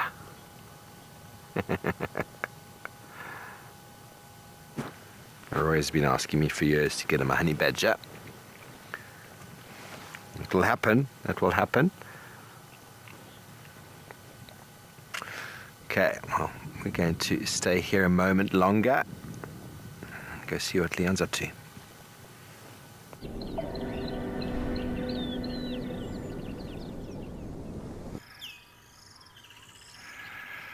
Thank you, Steve. Wow, that sounds like such a cute little thing. I hope it's okay and not constipated. We've come to lovely little spot, Baboon Pan, and especially this time of day. This is where we had the jacana with the two little chicks yesterday. Don't see the jacana now, but it's just tranquil here, and listening to the woodland kingfisher. So I'm just going to turn my radio right down and turn my voice off for a few minutes so you can enjoy the tranquility and the sounds.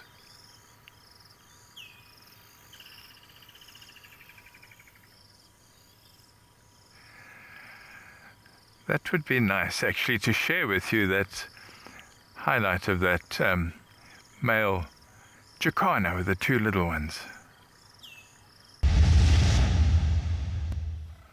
I was hoping we might see a jacana. I was just going to say how ideal these lily pads are, and obviously how well adapted its long toes are to walk on them. Do you see baby jacana? Oh, wonderful. But I have a feeling there might be more. Typically they lay 4 eggs, 3 to 5, but 4 is probably by far the most likely. And I'd say these are very young, just a few days old. And the males incubate the eggs and do most of the raising of the chicks. So there's a very good chance that this is a male.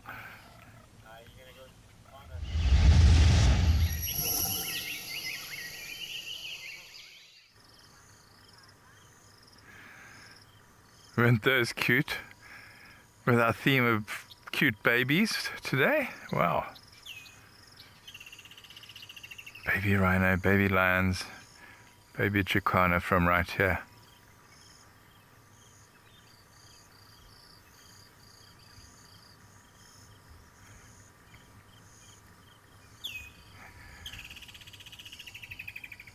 It's a kind of spot where I often think maybe one day we come around a corner here and tortoise pan male leopard will be having a drink.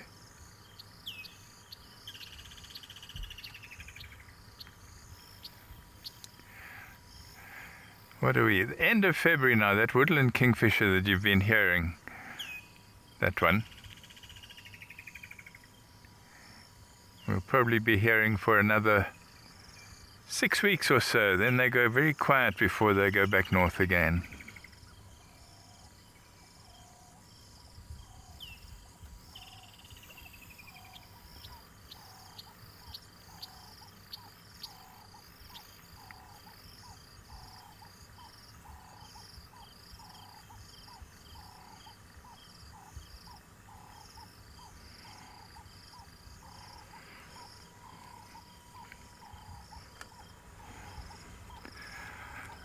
I've enjoyed myself. I've had a lot of fun today.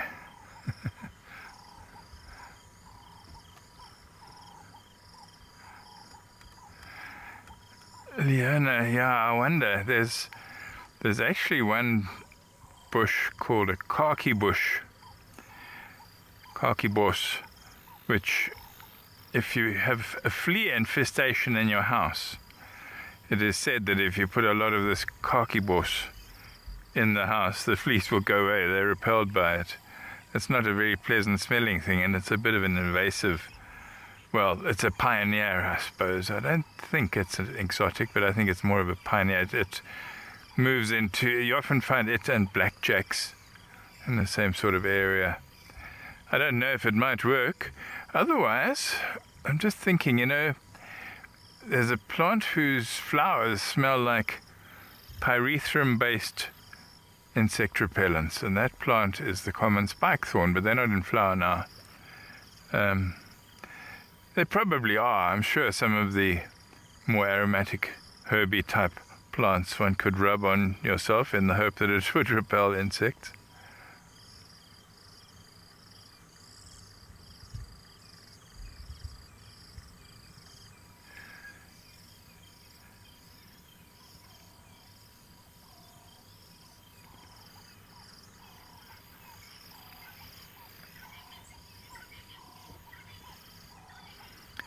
Yes, wildlife lady, I wish you could also enjoy the smells, you know, this time of year as we're starting to get cooler now in the evenings.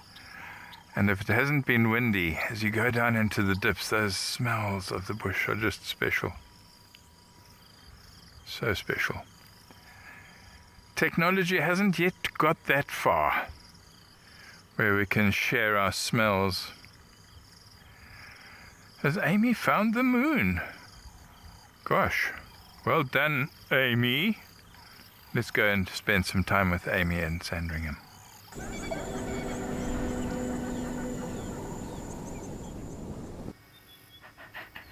I did find the moon. I mean, there it was. We looked up and we were able to see it. I do hope that Julia and Jasper make an appearance there again, Leon, those two little chicks that you had.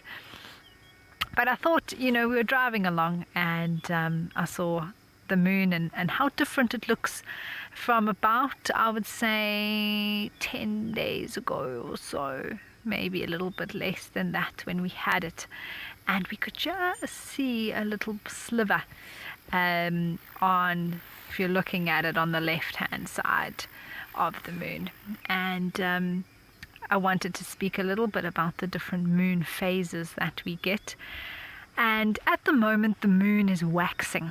So waxing and waning, waxing meaning getting bigger, waning meaning getting smaller. And a little cheat that I have that I'll tell you about is if I look at the moon, and on my right hand side is the shadow. So you can see that the moon is perfectly round on the left, and then on the right it's sort of cut in, so the shadow's on the right. It always means that it's waning. And then if the shadow is on the left hand side, it's waxing, and if the shadow's on the left hand side, then it is waning, getting smaller. And so at the moment it's called a waxing gibbous moon, and gibbous is the word that's used simply to say that the part of the moon that's illuminated is bigger than the shadow or the dark portion that is yet to be illuminated.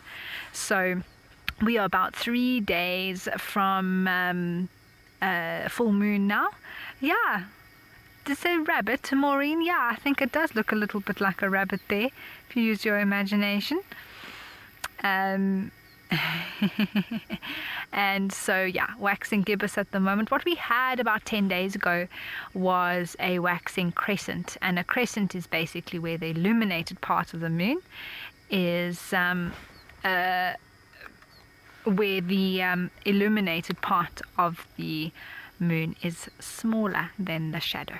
So that's how you differentiate. And then when it's exactly halfway, then it is first quarter. So we're looking forward to a full moon in a few days' time. In fact, it might be full moon just before our fireside chat on Wednesday. So we're going to have some beautiful lighting from the sky then.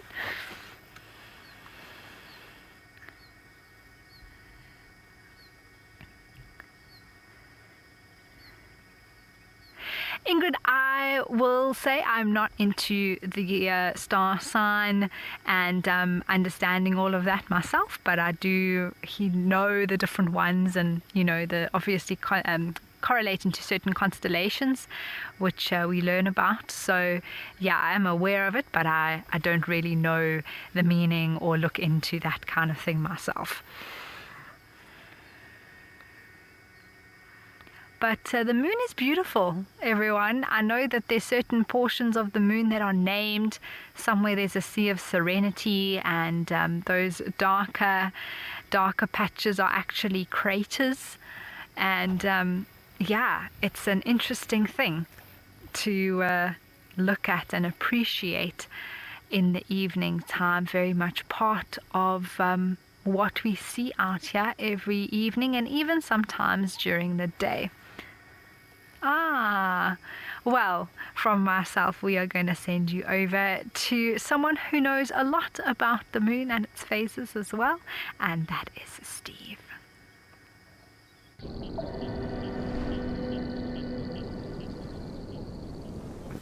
I love the moon. I do. But today is the 28th of February, everybody, and there is a significant six-planet parade lining the sky. We'll be featuring Saturn, Neptune, Venus, Mercury, and others along the ecliptic. So shortly after sunset, if you look towards the west, you should be able to see a line of planets. Remember, planets don't twinkle like stars do. You'll be able to spot Venus, Neptune, Mercury. But the others, you'd need a telescope. It'll be a bit late, I think, Nadine. The director just said she'll do it when she gets home. Bear in mind, everybody, the planets are going to be setting with the sun. So the sun's going to go down, and then after the sun, the planets set. That's the way that the Earth is moving. The moon is behind us. The moon is sort of risen, and it's being lit by the sun. But the planets will be setting with... Oh, you must look outside now, everybody. So maybe it's already setting. We are in the different part of the country where there's an escarpment in the way for others that don't see the sun right now. Morgan can hear elephants.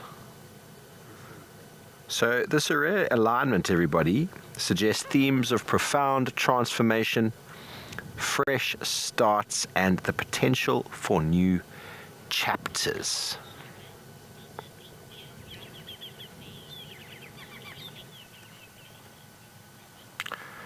Robert, I don't think so. The moon phases just continue. If anything, the calendar that we use today is a bit funny. You know, there are 13 cycles of the moon, and there are 12 months in the year. One's got 28 days, some have got 30, some have got 29, some have got 31. But it could quite easily be changed to something that was used before, where there would be 28 days in a month. Every month starts on a Monday, ends on a Friday or on a Sunday, and there'd be 13 of them. That actually is a thing, but for some reason we have a confusion. Even look at the years. Sept means 7, not, sept, oct means 8, not 10. So October is the oct, mean the 8th month, but it's the 10th month. And September, sept means 7. Is yet the 9th month. So there's some confusion in how it all works, but I don't know all of the details. But there is the potential for there to be 12 lunar months, all based on the moon, all with 28 days. Can you imagine starting on a Monday, ending on a Sunday? How simple would it be? So simple.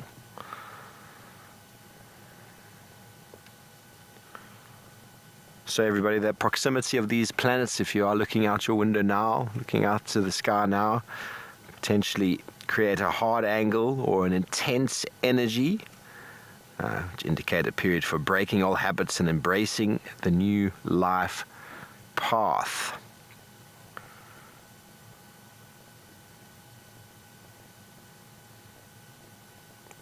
So for the best view, find a spot with a clear, unobstructed western horizon shortly after sunset.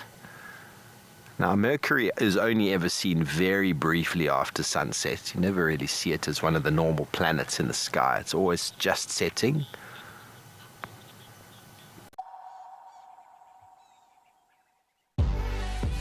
When nature calls, Maui is the only answer.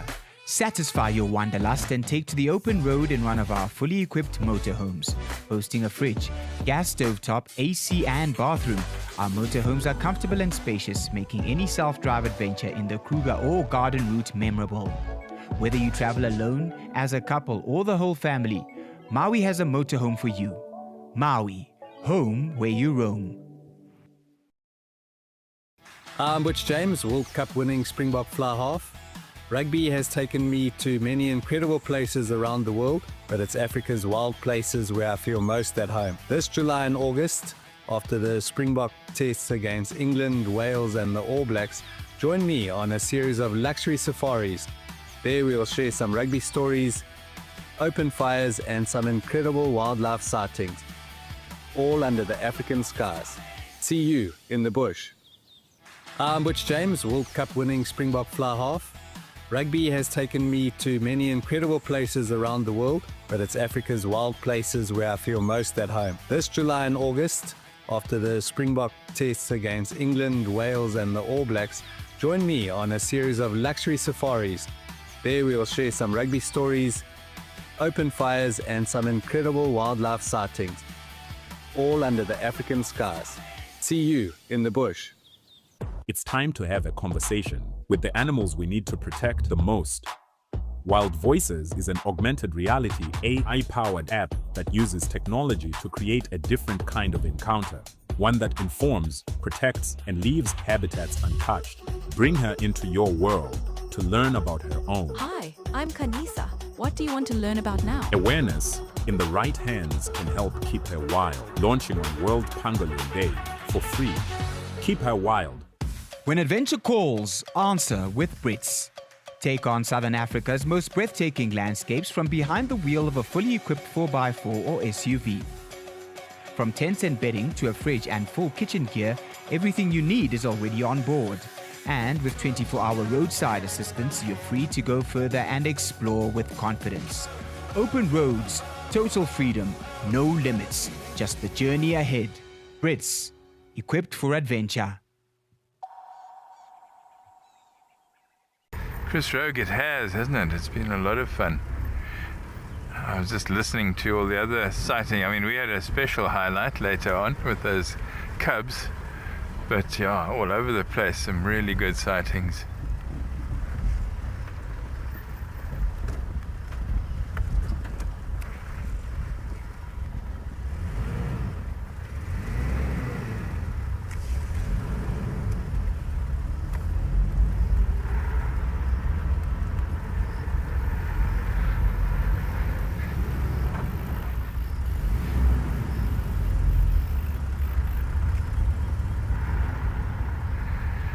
Desmond, yes, it can be a lot of fun actually.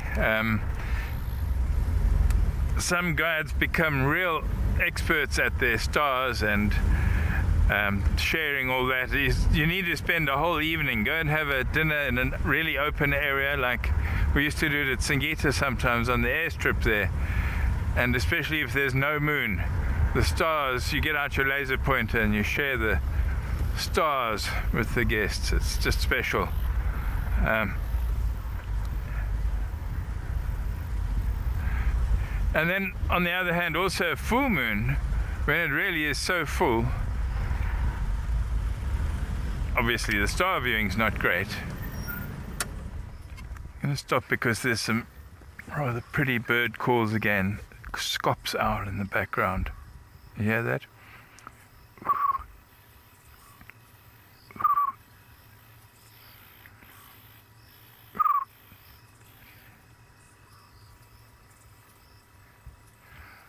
All right, we will send you over to Amy. We don't have many minutes left, but let's go over to Amy with an elephant.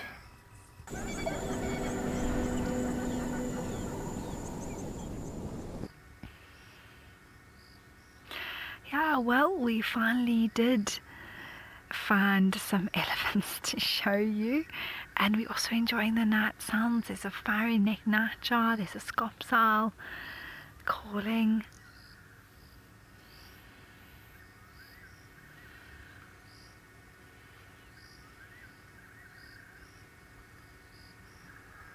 And yeah, doing, you know, the astronomy and sky talks at night is such a wonderful part of safari, which we can't really incorporate fully as part of our live drives. But you know, when you go on a safari at a lodge or come on one of the private safaris, it's definitely something that we try and incorporate to show you constellations and point out different things that are really quite something that you don't get to really appreciate, at least in the cities, so much because of all the light pollution. But out in these wild places there's a lot less light pollution, which means that we get to do some very cool stargazing.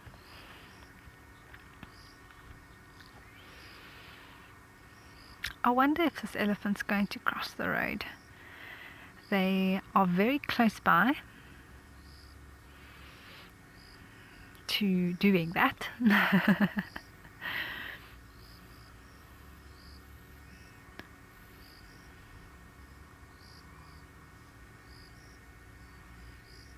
or just go further into the bush so we can't see you.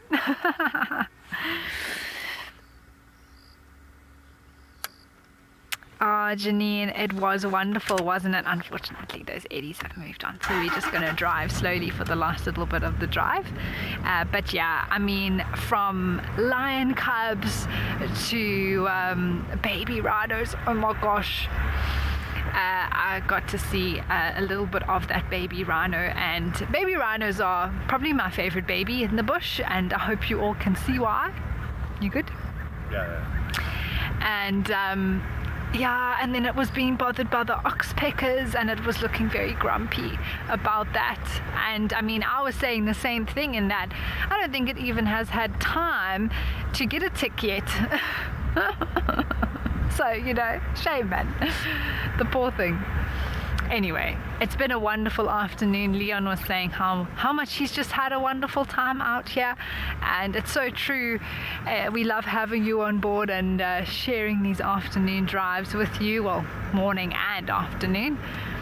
And just a reminder to remember that tomorrow afternoon we will be starting 30 minutes earlier. 3:30, everyone. Don't miss out on that first half an hour. And that will also mean that MaraLIVE will be half an hour earlier as well. So just remember that too. Well, we've enjoyed our afternoon. It's been quieter here at Sandringham, but I'm glad that we did get to just drive around and end off with a few elephants and a beautiful sunset as well, which was really lovely. And thank you all for joining us. I hope that you enjoyed with us. And not only from myself, everyone, but Steve and Leon as well, and the Mara teams from earlier. Thank you so much for joining us. We do appreciate it, as well as all your comments and questions that you've sent through. We love to hear from you and having you part of the show. Keep well, remember, but we will be out on drive in the morning. So we'll see you then. Goodbye, everyone.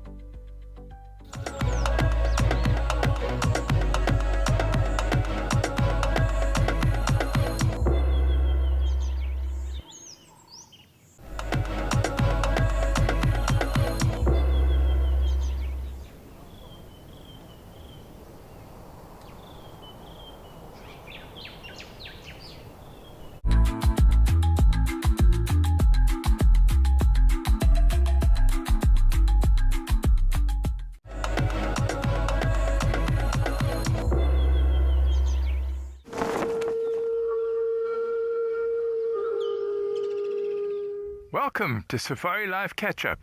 For the next 30 minutes, we're going to be having a look at some highlights of some of the best